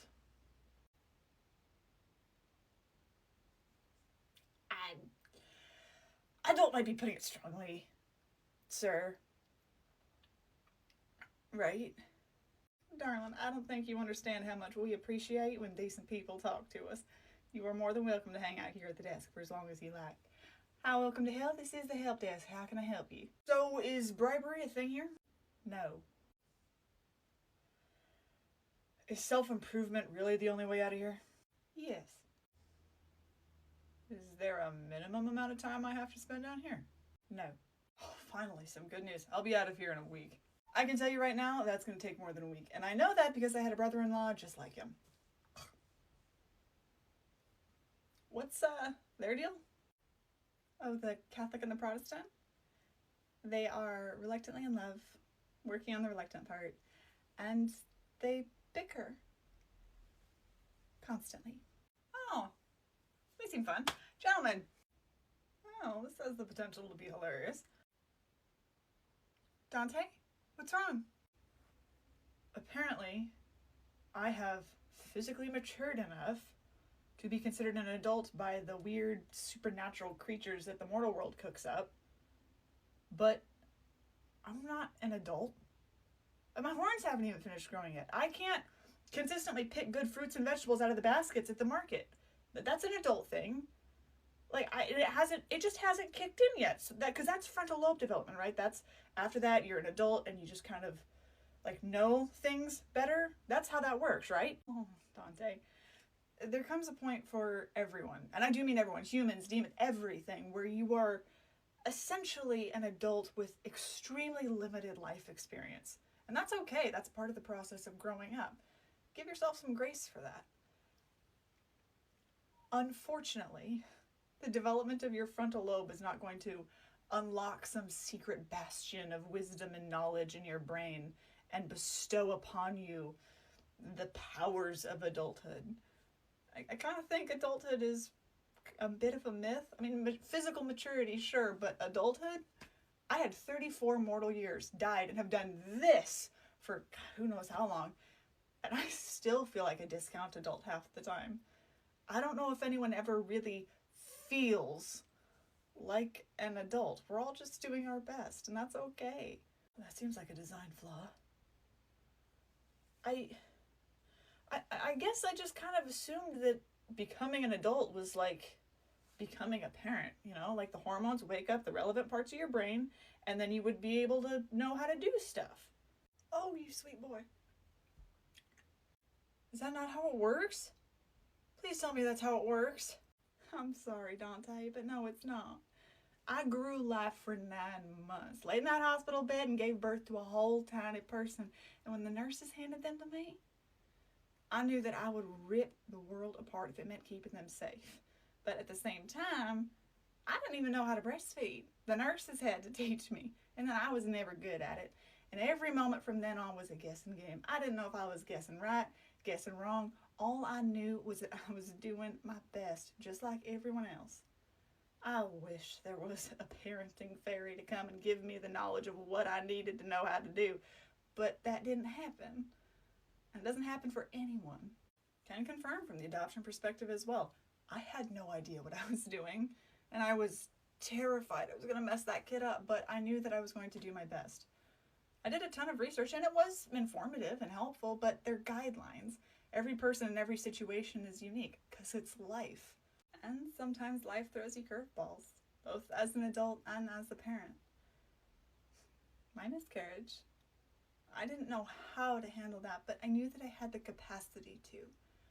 And having a strong support system helps a lot. One of the best things you can do is learn to trust yourself, and trust that you'll be able to figure something out for any given situation. I'm sorry that you won't be able to go back to the mortal world. I know how much you enjoyed visiting, but who's to say you might not get summoned someday? We know there's a bunch of little girls out there who have a slight tendency to do that. That's what Mr. Greg said too.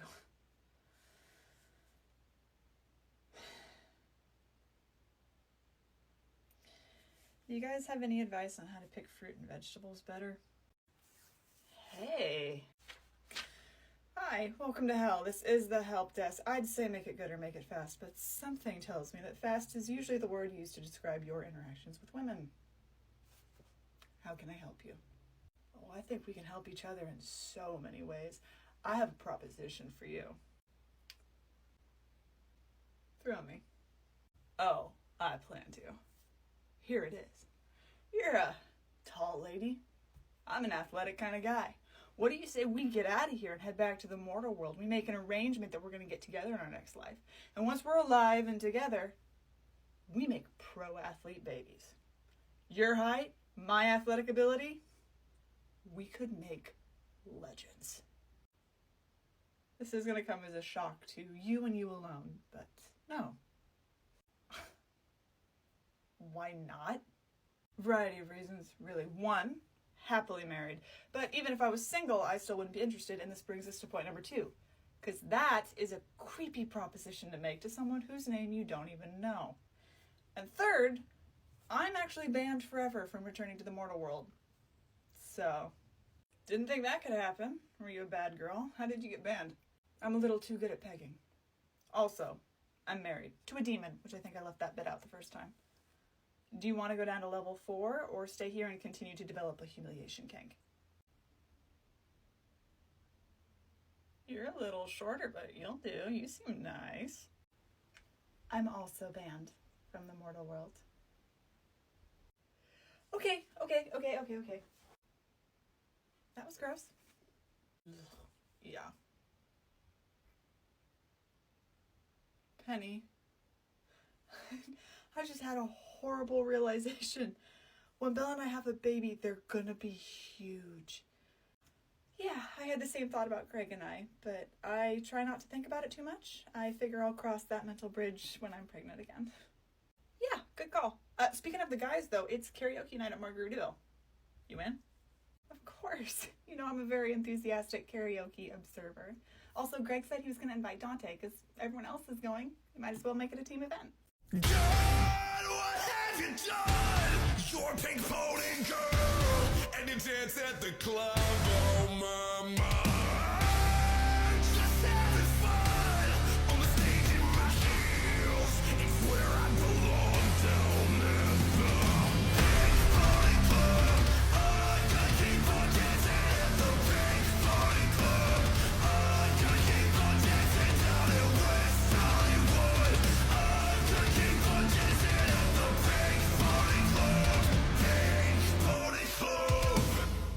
said, we need more help. Maybe I should call my friends.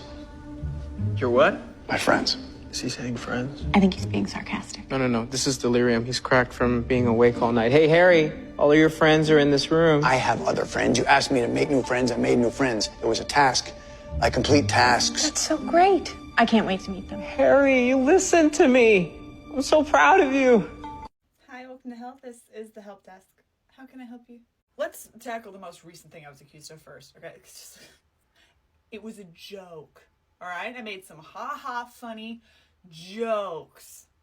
Declaring something as a joke is seldom a precursor or a postscript to something that's actually funny, especially from that side of the desk.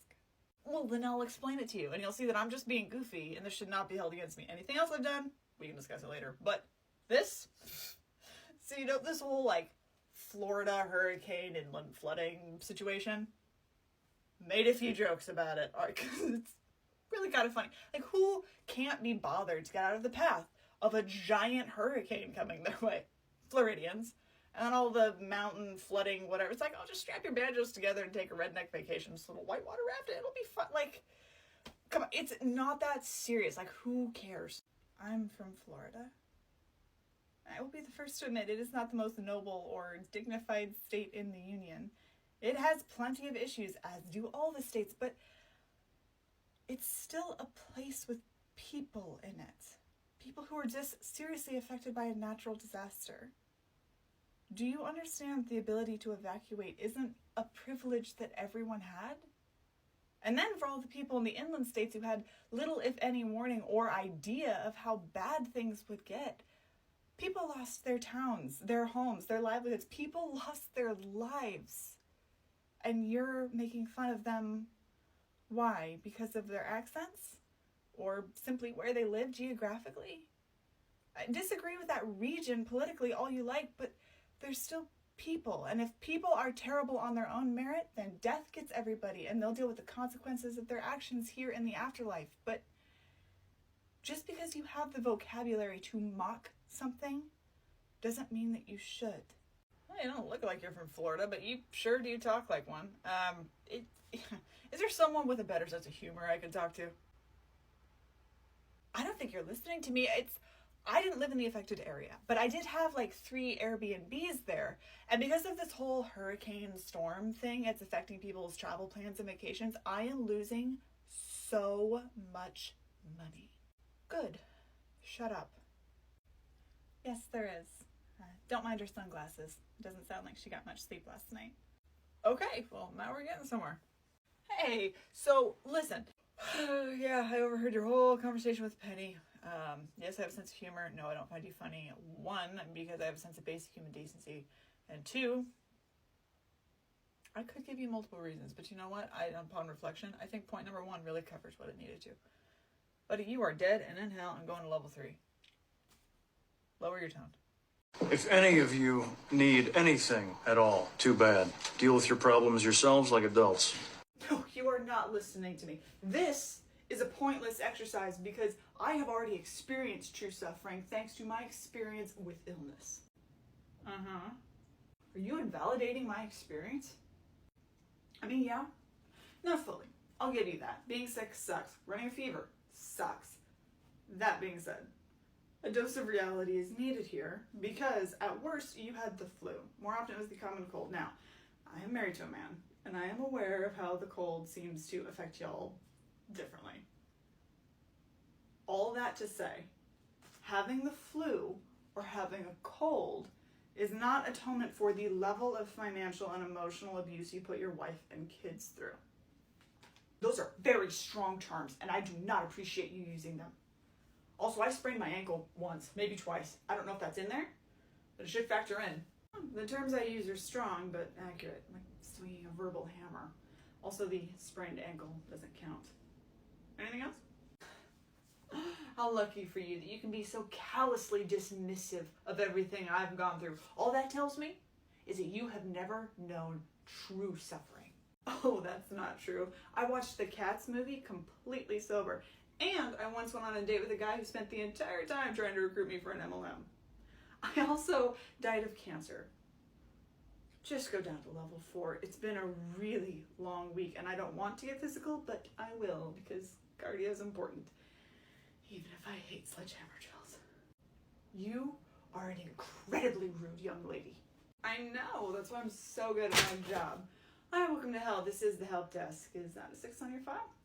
Okay, your complaint is important to someone who probably isn't me, so hold that thought. John, I have a favor to ask of you. I just got a phone call from someone who lost the mouse to their computer and wanted to know if they needed to call pest control. Whatever you ask of me, I will do it. Ooh. So you know how we're adding some stuff to the break room? Well, there's a lot of IKEA boxes in there in need of assembly. Would it bring you joy to be the one to assemble them? You'd have the break room to yourself. It would indeed spark a lot of joy. I'm gonna ask Belle to kiss you for me. Aww. Thank you, John. I appreciate it. All right, back to you. How can I help you pull your head out of your ass today? Hi, welcome to hell. This is the help desk. How can I help you today? I don't care what anyone says. It was not cannibalism.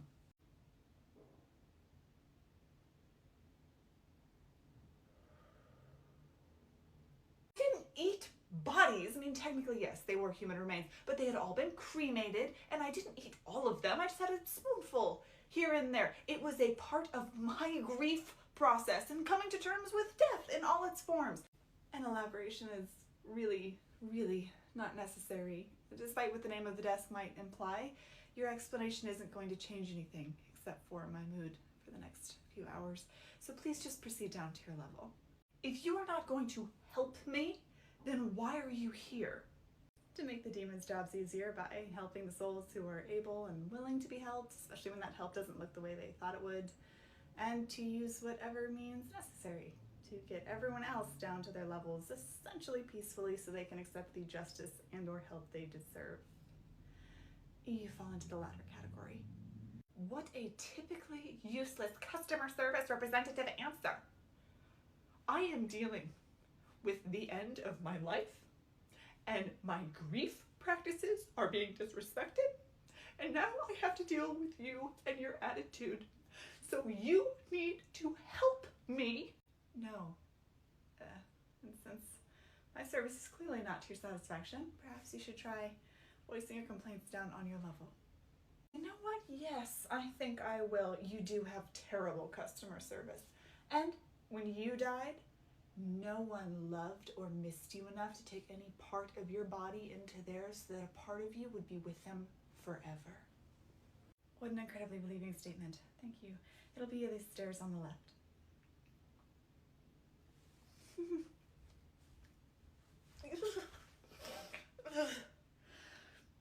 Lily, I might have to bail on lunch today. Sup, welcome to hell. This is the help desk. Now, I am qualified for a lot of positions, most of them naked, but not this one. Matter of fact, I don't even really work here, but my buddy and I ran out of IKEA to assemble in the break room, which is a bummer because we were having a really good time. But I still don't want to go down to my office and do my paperwork. So, with the knowledge that nothing is going to come of this interaction, other than the fact that we might talk about you in a group text later, presente that problema. Merci, please. There has clearly been a dramatic misunderstanding, and I will not accept any irreverence or attitude from someone who so freely admits to participating in amorous Congress. Perhaps you haven't looked at me, but I have never been a part of the United States government. Don't know how you got that one mixed up. Did you fall down the stairs you were supposed to walk down? I am perfectly capable of handling some stairs. Now, even though you do seem to possess an extraordinary talent for it, don't be stupid. Just call who you need to call in order to get my situation taken care of. Oh, you don't need to call anyone, Ezzy. I'm right here. But lady, in under 30 seconds, I can make you wish I wasn't. I know it's not my best time, but this isn't an empty coffee cup. You feel me? So, watch your tone and be a little more respectful to the people working behind this desk before I come at you over it. Okay? So, Azzy, when she says amorous Congress, that's not a phrase that refers to the United States government in this context. She is trying to use it to throw shame on what consenting adults do with their bodies and time and lives. It's a judgy little euphemism. Oh, it's a dumb euphemism. It's not even funny. Field testing the furniture was right there. So what's the Oh, is this like the whole premarital thing? I got you. Thank you for clearing that up. Ma'am, if I'm gonna get in trouble, I wanna get in trouble for something that I actually did, and that's actually troublesome. So, pick something else. You do have options. I'm not gonna tell you what they are. I'm ridiculous, not stupid. This is absurd. You are...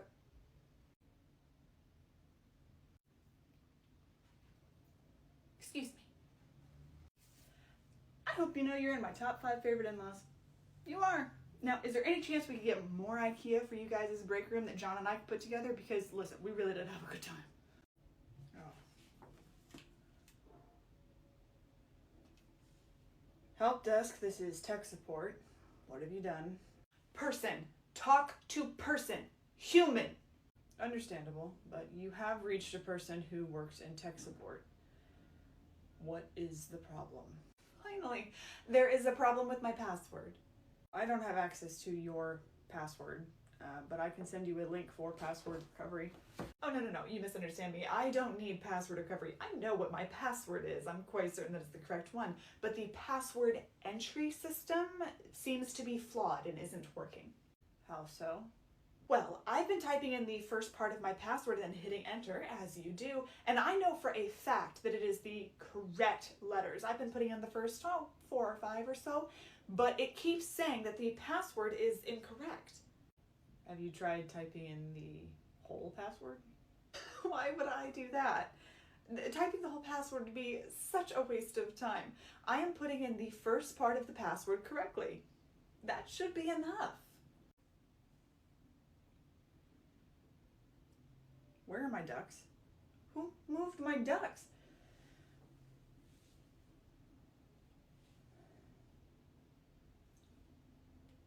Unfortunately, ma'am, you do need to type in your entire password. Are you not listening? I don't want to do that. I understand. Unfortunately, once you have set up a password, you do need to type in the whole password in order to access your account, unless you have something like autofill set up. Would that be all? Well, I guess since I have you on the phone, you can help me with one other little problem. My friend sent me a picture and it's not showing up in any of my photo files. Okay, did you save the picture after it was sent to you? Of course I did. Okay, is it on your phone or computer? Well, actually, it's currently in my hand. I have it printed out on a piece of paper. I see. Did you originally get it as an email or a text or... Oh, neither. She mailed it to me in an envelope. Now, I don't know why everyone's trying to make this so complicated. I spoke to my neighbor and he said that I would have to scan the picture to get it onto my phone and computer. Now, that is completely unacceptable. As I'm sure you'll understand, I avoid lasers at all costs because I don't want some kind of laser-induced cancer. Health is so important, you understand. I don't even let the cashiers scan my food at checkout. They have to type everything in by hand. So without involving toxic lasers, how can I get this picture onto my phone and computer? It shouldn't be that hard. I'm holding it in my hand.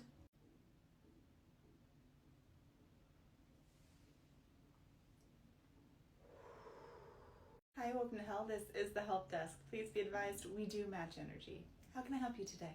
Hello, how would you say your relationship with God is? I'd say we're more like acquaintances rather than friends, but we were on the same trivia team at one point.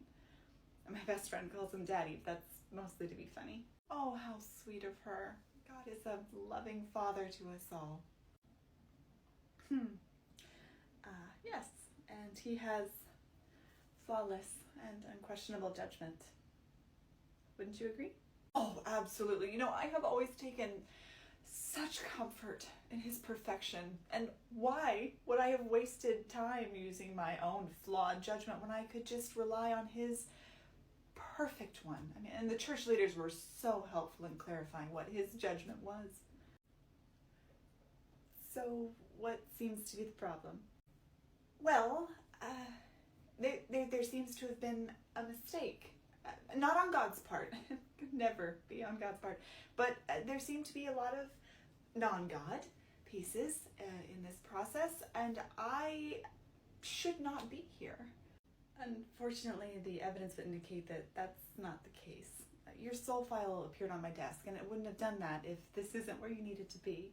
I know that this ambiance can look a little scary to a lot of people, but I promise you that level 2 is quite cozy, especially by mortal standards, and the therapists down there are really nice. Oh no, I don't do therapy, because our pastor said that God strongly recommended against it. Unfortunately, your pastor wasn't speaking for God. It's likely he was speaking out of his own personal beliefs and possibly in his own best interest. God, actual God, helped develop the therapy levels down here, and he still works really regularly with the therapist so that he and they can better understand religious trauma and how to develop critical thinking skills. It's a whole system. I understand that hell often has a really negative connotation because justice and healing can be really uncomfortable for people, but I promise you it's not a bad place, especially on level 2. You must have God mixed up with someone else, because God's perfect justice is eternal suffering and damnation, being eternally tortured and burning forever in a lake of fire. I mean, yeah, that's something that happens here, but only for the souls who really deserve it. And even then, unless they're super stubborn, it's not usually forever. They'll tap out and go to the void eventually. But you let that happen for everyone across the board, and you were totally fine with that? I think you're in for a really gentle surprise. I have doubts. But you know what? I trust your judgment. Sorry, I shouldn't have said anything. That was really uncalled for. You know, I think that that's a valid point to make, though, yeah, maybe it wasn't the right soul to point it out to. Though, speaking of cosmic intricacies, have you found anything out about your thing? No, but I asked Lev to look into it, but he hasn't found anything out. You haven't noticed anything kind of resembling powers, have you? No, that's what I thought. And,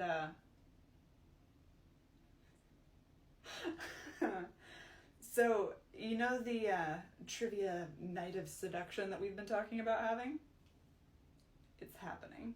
It will be by far your worst trivia performance of your life, but you're gonna have so much fun that you're not even gonna care. And then later, when you try to think back on that night, trivia is not gonna be the first, second, or even third thing that comes to mind. And if I know Greg, might not even make your top 5. No comment. I don't even know what I want to wear. This might mean we get to go shopping. We get to go shopping. I've already got kind of a basic idea, but I am definitely open to suggestions. So for our team, it's so far you, me, Judy, Soraya. Angel's asked to bow out, so I'm going to respect that. We also have Persephone. Help desk. Okay, that's what I need. Am I here because I did the boom boom? The what? The boom boom. The slappy slappy. Can't say I'm familiar with what that is either. Could you try another euphemism? The doinkening. A little frickle frackle. Boppin' squiddles. Extreme flirting. A joint session of Congress. Oh, there they are. Wondered how long it would take him to sense a disturbance in the force. Well, I'm not entirely sure what this game is, but I already like it. Pants off, dance off. Not bad. Pelvic pinochle. Adult nap time. Exploring Punarnia. Horizontal refreshment. The monster smash?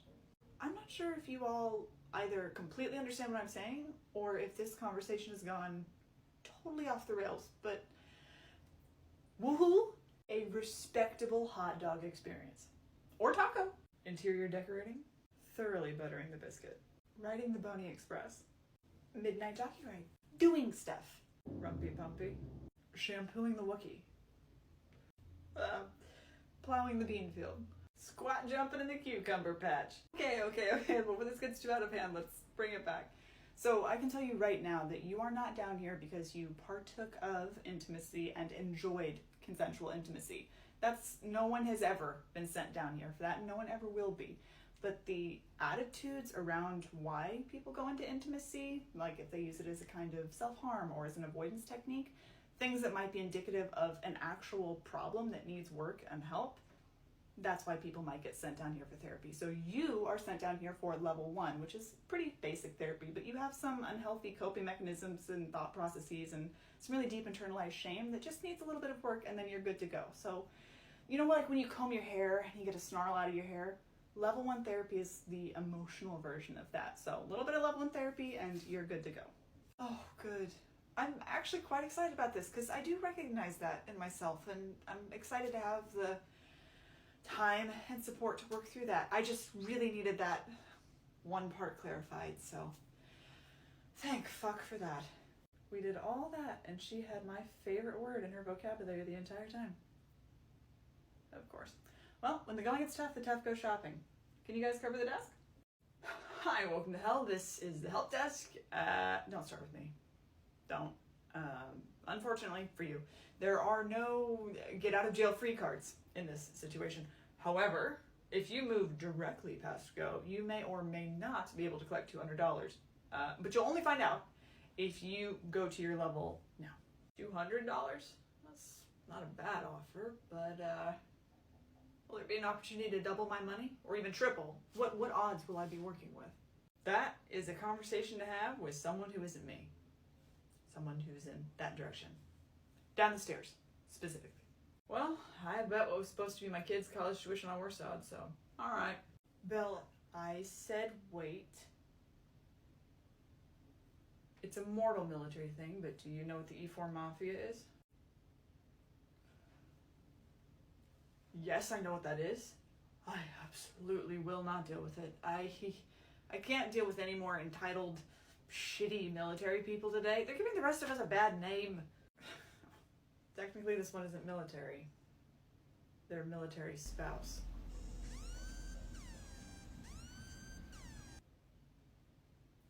No. Well, my trapdoor's jammed, so I'm trying to use too many settings at once.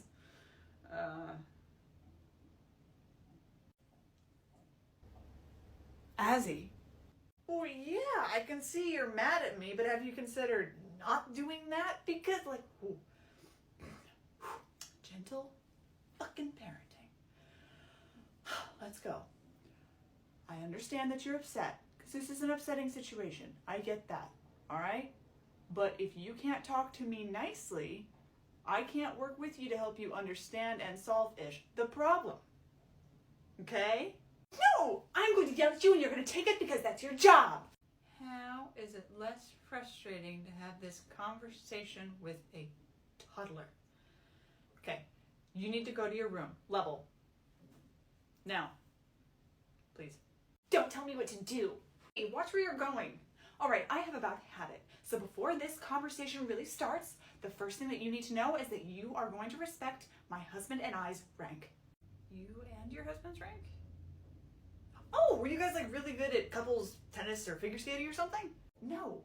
My husband was in the military. He's part of the E4 Mafia.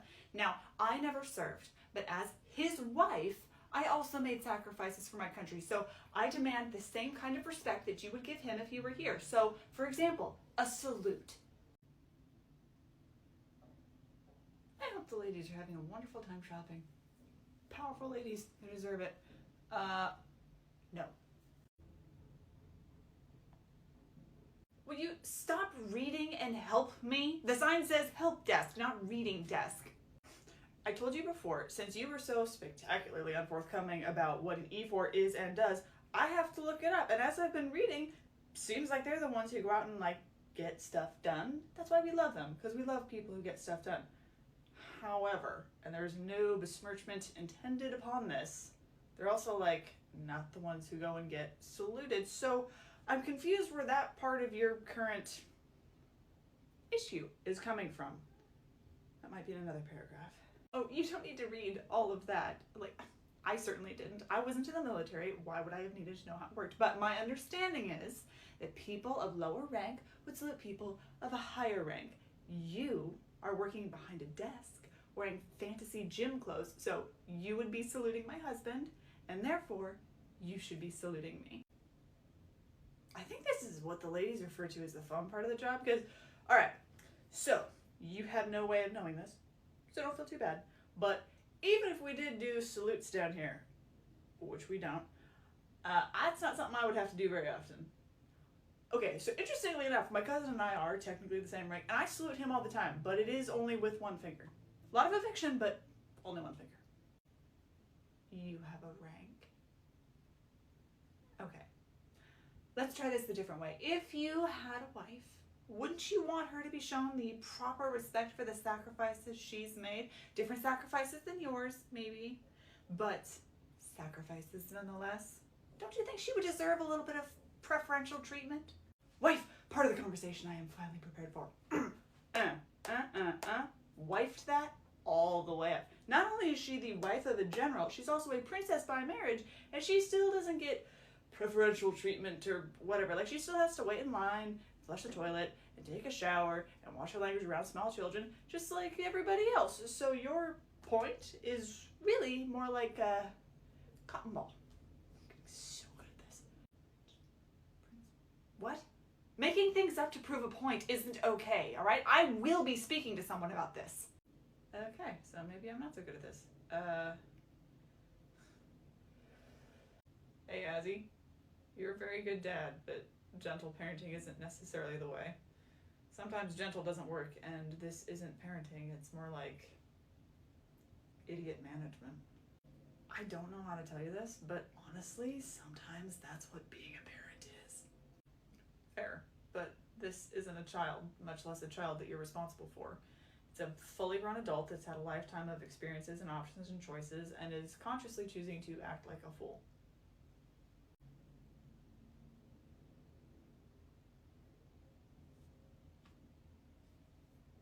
What are you doing now? Belle, pay up. Hey, Azzy, you remember to change the level settings for the trapdoor before you dumped him, right? Yep, totally. Hi, welcome to hell. This is the help desk. What have you done? And why are you pretending you didn't do it? Oh, good.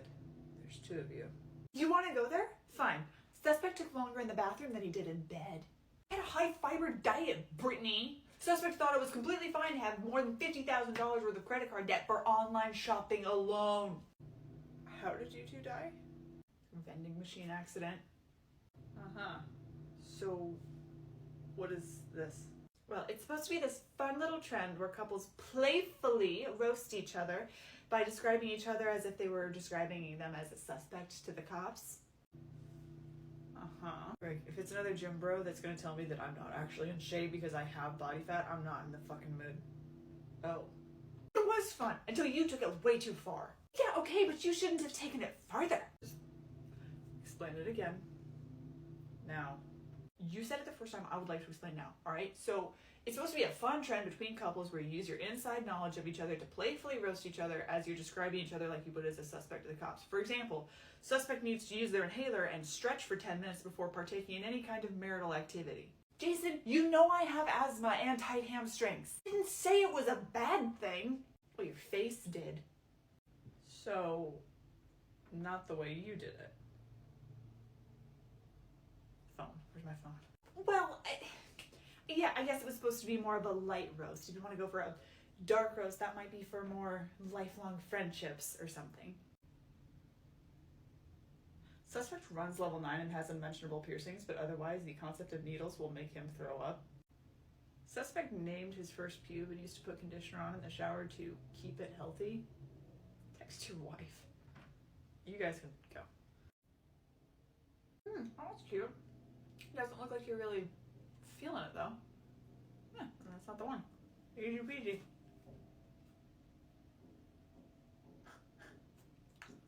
Check your phone. Is this the suspect trend? How did they find out about that? I think they're a little confused, but they've got the spirit. I mean, suspect looks distractingly good in a short skirt. Not really a roast and not even particularly witty and funny, but it is very, very sweet and also true. Suspect is too sweet for her own good. Oh, Greg. Oh, another one. Suspect. I'm not reading that one out loud. Shh. Excuse me. Do you guys have any idea how long this is going to take? My guess is a while. I mean, the pinching just started, so that's new. This is ridiculous. Are we sure there's no manager we can speak to? I just want to chime in here. There's not technically a manager, but the closest thing they have to a manager, you don't want to mess with. But hey, at least they're entertaining to watch in the meantime. Why do you look cold? Oh, my paradise is basically Arizona, so this isn't anything. Ah, stop it. We agreed. No armpits. No, go away. I don't trust you. Suspect blue screened when the girl he had a crush on but refused to admit that he had a crush on kissed him on the cheek. Oh, that's real bold coming from someone who, if I remember correctly, was pretty much kicking his feet every time his nerd wife messaged him when we were gaming. Which, speaking of, suspect made me practice proposing with him for like 4 hours, and then within 30 seconds of being around said nerd wife, completely abandoned the plan. Yeah, I did that. But hey, she was so happy and pretty and the moment felt right. I couldn't help it. So, suspect doesn't cry when watching Up? Why do you guys think that's such like a sad movie? It's like one of the better case scenarios mortals could have, right? Like they clearly had a beautiful life together. They were both decent people, so they were going to spend forever in paradise or wherever their like happy place of choice together is. Sadly, yeah, she did die, but as you two would know, mortals do that. They die at some point, all of them, across the board, dead. So, yeah, she died. He did have to sadly go on the adventure without her, but then he had this great adventure he'd be able to tell her about, and he had a positive influence on a kid, and they're going to spend forever together in paradise or wherever their happy place is. That's not the point. Asmodeus, they were mortal. They didn't know that. You need to talk to normal souls more often. Suspect once partied a little too hard in the Fey realm and got turned into a cute little Pomeranian. And I think Suspect also secretly enjoyed being carried around like the fluffy good boy he was for like 2 weeks. Belle, stop moving. I'm trying to get behind you. Suspect. Wait! Text break.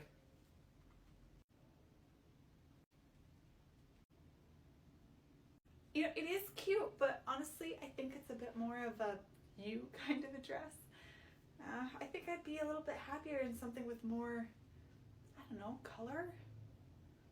Maybe I'm thinking about this all wrong. What makes me feel most sexy and confident? I'm telling you, that is the best way to think about it. This is very classy, but it's not what I'm going for. Phones. Alright, if it's appropriate, it's your turn to share first. What does Belle come up with now? Being around the suspect feels like home. You? Suspect puts the stars to shame. I love that they've taken this trend and turned it into something really sweet. Oh, put it down, put it down, put it down. Suspect thought he could handle his emotions with push-ups. Okay, you know what? But in all honesty, that actually kind of felt, ow, yeah, that's my hair, not, ow, fuck. Suspect sucked his thumb for way too long. You said you wouldn't bring that up. Suspect wore Jinko jeans. This is the line for the help desk, right? Not the line to watch 3 adults, I'm assuming, bicker. They are adults, right? They don't get much bigger than that. Yeah. I mean, there's demons that are bigger. You know, like there's different sizes of people, but those ones are full grown. Don't look at me. I'm not stupid enough to get in the middle of that. No, I don't think so. What are you here for? Oh, as I understand it, brief stint down on level 3, I did some drunk driving. I did cause some accidents, which, other than that, then it sounds like I'm going up to the therapy levels. Admittedly, I have some mixed feelings about it, but it's what I kind of wanted to discuss. But how about you? Why are you here? Level 2 therapy. I had some unprocessed trauma that I let cause damage to me and then therefore to the people that I cared about. So yeah, I'm ready to work through that. But in this line, I'm here to ask about visitation rights for my dog that passed away several years ago. But God, you look familiar. Did we go to high school together? I was wondering the same thing. Hey man, how you doing? Yeah, did you go to the 30 year? Suspect has one of the filthiest minds I've ever encountered, but when he gave a weirdly erotic cannoli making tutorial and we were all laughing about it, he got annoyed with us. Like a hypocrite. Oh, that's bold coming from you, pottery boy. You stay on your side of the line, you side-tickling traitor. Your side, my side. Respect it. Suspect regularly partakes in an activity known as pulling handles and for some reason expects us to be normal about that? Hey, Angel. Hey, boys. So a flock of little birdies told me what you guys were up to up here, and I thought it sounded like fun. So I came prepared. Now, who wants to get violently humbled first?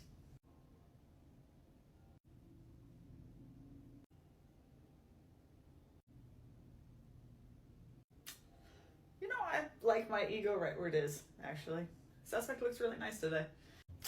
As per usual, but thank you. I really did need to hear that. Suspects are cowards. Wise cowards, but cowards nonetheless. All right, souls in the line. If you guys want to make like a school circle, let's have a chit chat about this whole hell thing. Hey, Soraya. Hi. So, baby, what did you think of some of those? Oh no. Oh no. Did you know what the suspect trend was with the whole mortal thing before I started messaging? Oh no. I'm sorry. Those are probably really weird to get without context. I'm going to open your pants with my teeth. Come on. Bye, boys.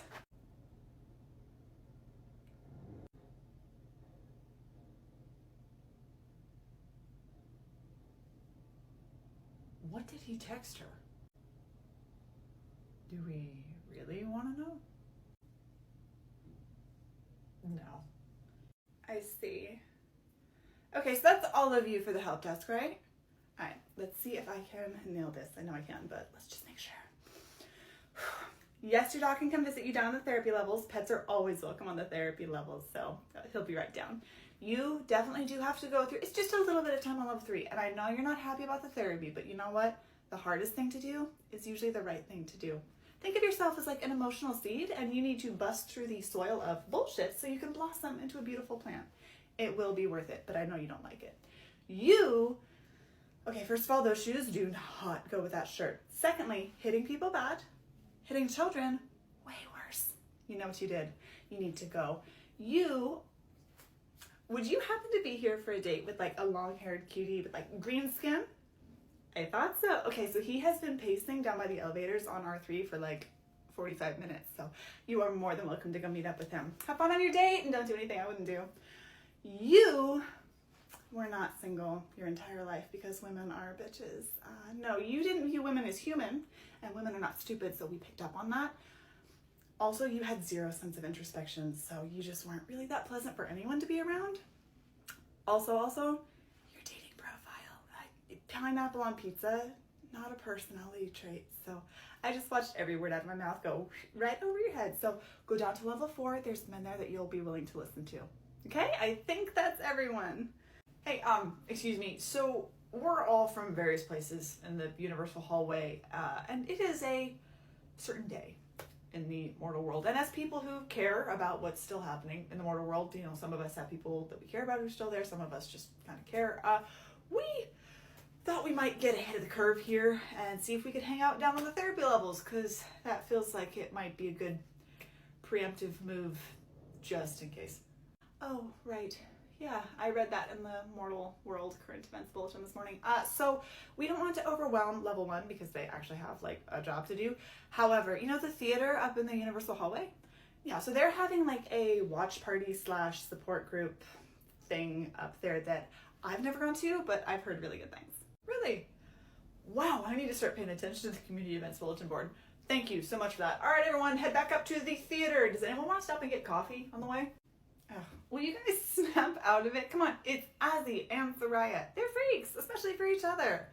They have 2 kids for a reason, and that reason is not because they're bad at flirting with each other. I got that, Angel, and you know I'm happy for them. They deserve it. But also, I wasn't expecting to hear that. Tell you what, it's making me want to step up my game flirting with Penny, though. Agreed. Effort's not a bad thing.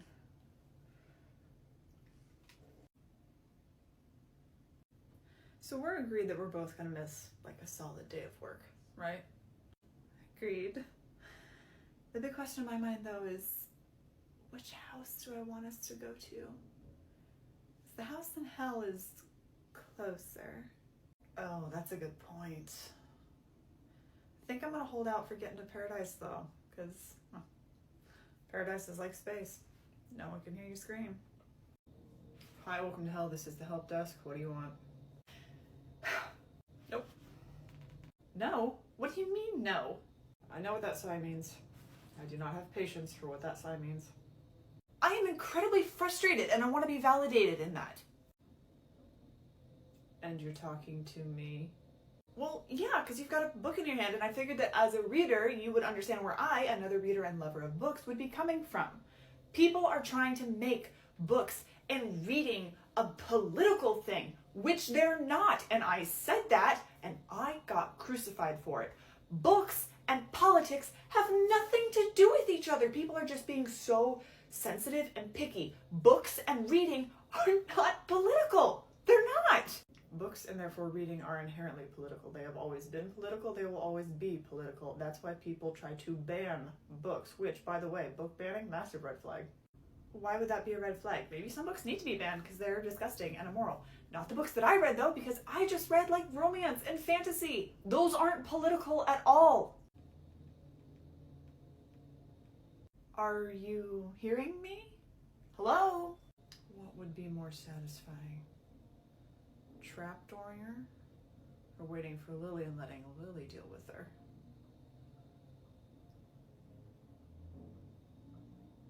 Belle's been flirting with her on the phone all day. She'll have better things to do.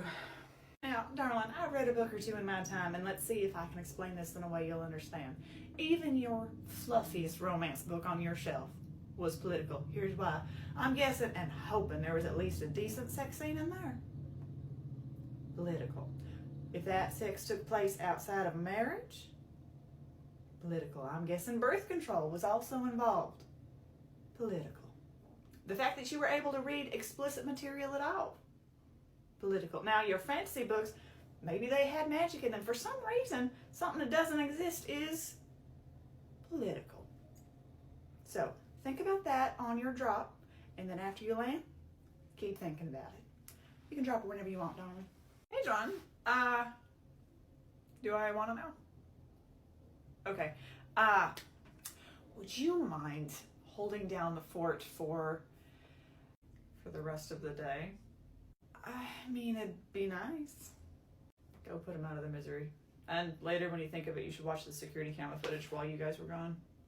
You are a gem, and we owe you. Hey, big guy. Thank you, John. Hi, welcome to hell. This is the help desk. How can I help you?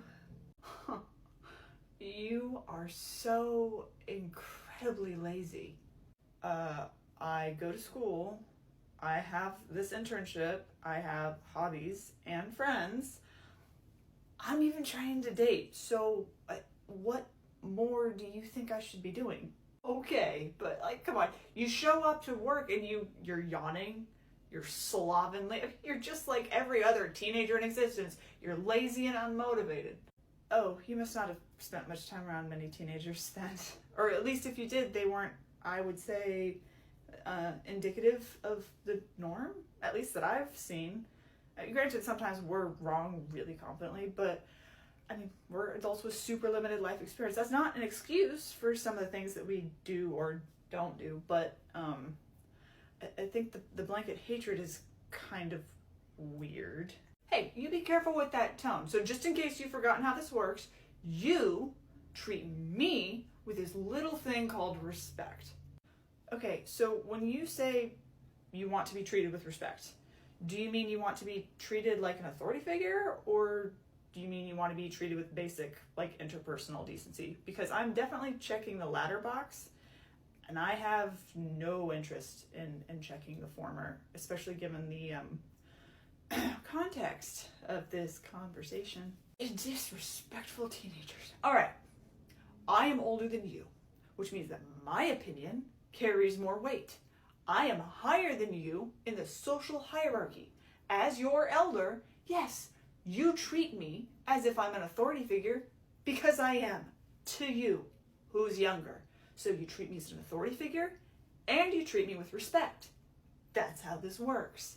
I know that's not how that works because I have siblings. And also, you're on that side of the desk And also, if you want to really lean into the whole whoever's oldest is most correct thing, you've already been judged by the universe, which has quite literally existed since the dawn of time.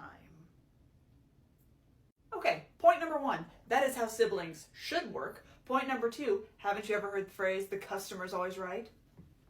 Point number 3, who is this universe? I never met them. I think it's just a lie that you all have made up to justify doing whatever you want to do. Have you ever heard of the cha-cha slide? Do you want to take it back now, y'all? Like just a little bit? Of course I know what the cha-cha slide is, because I'm old enough to have gone to several weddings, and I definitely know how to take it back now, y'all. Why? I just think it'd be funny. Fire! Hey, John, do you encounter that whole I'm older so my opinion matters more thing with what you do? You have no idea. I am constantly explaining to people that just because they were born before computers are mainstream does not mean that the computers are obligated to work and or function the way that people want them to. I get that technology can be frustrating if you don't understand it. It can be frustrating even if you do understand it. But they take it out on tech support. Yes, ma'am, your computer does have cookies, and you are free to accept those cookies. Your husband did the okay thing. Yes, I understand that you have diabetes, but help desk, this is tech support. What have you done? Why did you do it? Have you tried turning it off and back on again? So I was told that there were certain things in the memory of my computer that if it got too full, then it would make the computer run slow. So I figured I would make our computer a little bit faster. And when I went to go look at the things in the memory, what I just discovered ruined not only my marriage, but also my life. Is this about the cookies on your computer? Because I can't explain those. Cookies in the computer? I knew it wasn't the kids taking the cookies, but why would he hide them in the computer? But I suppose that's where he's been hiding everything else, and me too. Oh, I need to get the cops and probably the psych ward involved. Okay. Why? Because I've missed every single sign in him and in me, apparently. But like, I went into his side of the computer to see what I could do to help clean it up there. I opened up his stuff. It's just PDF file, PDF file, PDF file, PDF file. And when I was done almost throwing up, I went into my side because I was freaking out and I didn't know what to do. And I have PDF files, stuff, all on my side of the computer. I thought they were recipes, but there must be subliminal messaging in them that I just wasn't aware of. But I also might have a split personality, I think. Because why would I have this much PDF file stuff?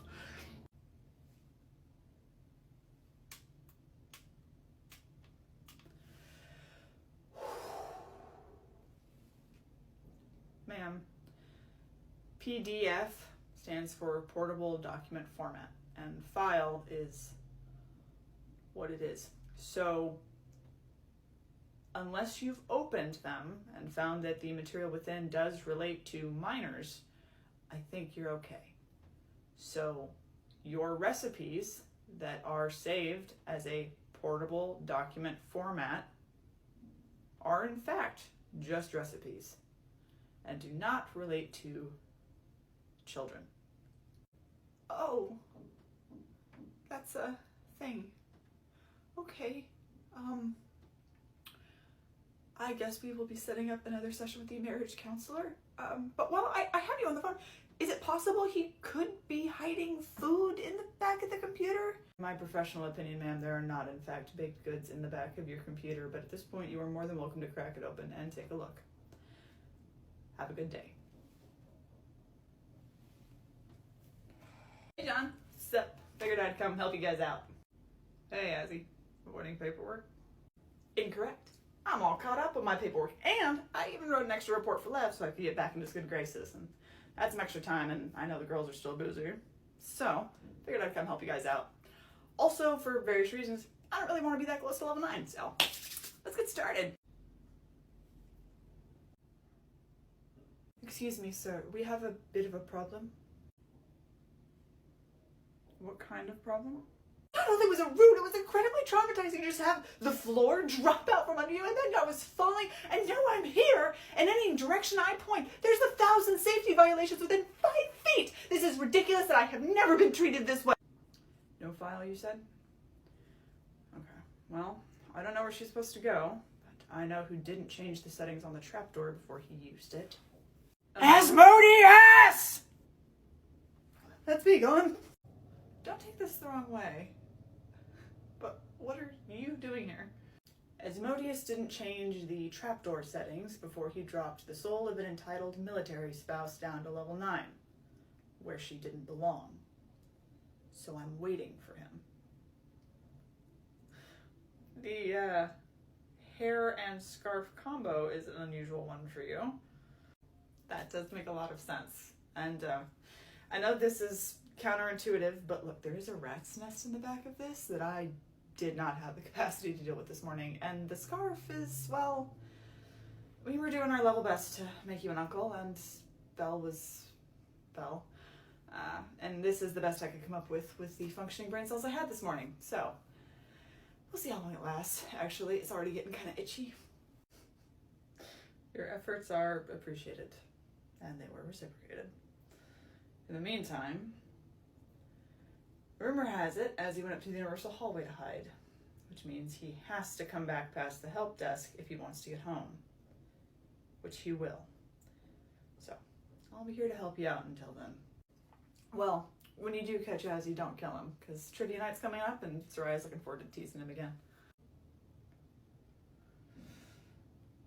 Speaking of trivia night, do you, know what Penny's planning on doing? Yes, I do. You just keep letting that imagination roll. Hi, welcome to Help. This is the Help Desk. Be polite or be humbled. How can I help you? Ugh, of course I had to get a woman. That tells me everything I need to know about you. Let me guess. You hate me too. I don't know anything about you, so I can't really hate you, but if you keep talking, I'm sure I'll get there. Oh, don't try to be clever. Cleverness is beyond the ability of females. Are you in a hunting kind of mood? You know, I am, but ladies first. Here, sweetie. So I'll give you a hint, RE trivia night. It's not going to be red. Just let that percolate, and I'll tag you in when I run out of steam. Okay. I'm starting to lose interest. Do you want to tap in? Oh yeah, sure, why not? All right, dude, back to me. Glad to see you stop crying. Would you like to reevaluate and make a course correction, or would you like to remain on cruise control down this ill-advised but deeply amusing path of destruction? Are you this insufferably mouthy all the time? Like even in bed? Well, that's a secret between me and everyone I've ever slept with, and that number does not include you. Females are supposed to be subservient. They're supposed to be led and governed. We're back to this again. How many times has he come back to this exact same point? Like 3? He hasn't even bothered to change the phrasing. Yeah, it's not as fun when there's no new material. Watch this. Stop talking.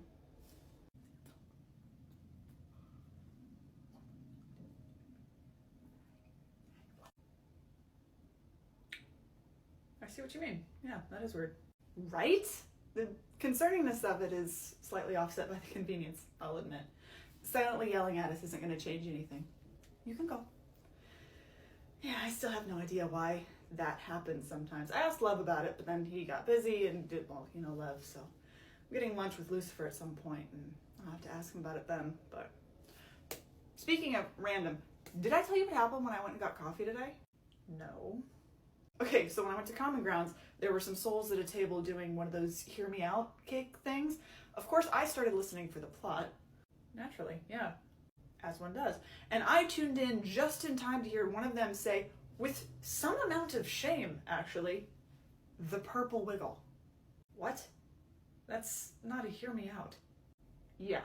And then the next one goes, and this is the one that really burns my toast, Joe from the Princess Diaries.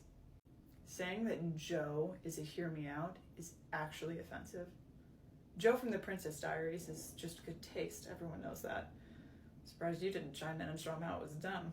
I considered it, but context clues were telling me that we would be playing 2 very different games, so. But you get it though, right? Like, give me a hear me out. The stone guy from Neverending Story always did something for me. Oh, I mean, yeah, I see it. How about you? Oh, Godzilla? Oh, which version? Yes. Fair. I just feel like you'd treat me right. Don't start. That was almost in harmony. We'll work on it. Yeah. No, because it does open up some interesting paradoxes, though. Like, you know, most humans aren't to hear me out. They're just not. Like, when someone says a human's to hear me out, I roll my eyes a little bit. But then you get into, like, Beast from Beauty and the Beast. Not to hear me out. But the human version of Beast, I think that's actually a hear me out, because Beast is right there. But hold on. Hi, welcome to Help. This is the help desk. You seem chill. How can I help you? Hi, I'm from the Summerlands, and I have a... Okay, so I'm trying to get ready for the whole trivia night thing that's coming up, and I, as a woman, I need to consult with one of my wise elders. So here's the situation. Oh, hold on.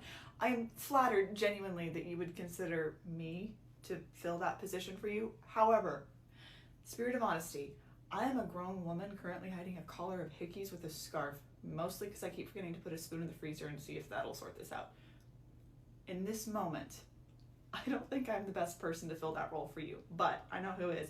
Hey Judy, hi ladies, and Greg, darling. What are we working on today? Hi, I'm from the Summerlands. I'm trying to get ready for the fun, sexy trivia night that's coming up, but I need the advice of someone older and wiser than me.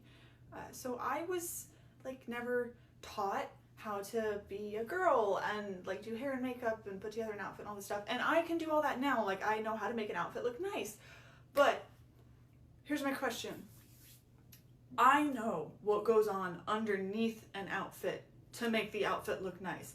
Like, there's Spanx and sticky bras and tape and all sorts of stuff that on its own doesn't look sexy, but it makes the outfit look really great. Now, there's someone I'm really into, and we've been doing stuff together, and I would really like for trivia night to end up with the nice looking outfit to come off. But I know what's going to be on underneath that outfit, and it's not ardor inspiring. Is there, like, a trick I'm missing, or, like, how does that work? That is something that everybody has to grapple with at some point, but especially those of us with feminine bodies and feminine beauty standards. First things first, remember, the human body on its best day is going to look and sound weird, so having a sense of humor when dealing with it is a must. And secondly, is your partner a man? Okay, if he's into you and he's determined, he's not going to care.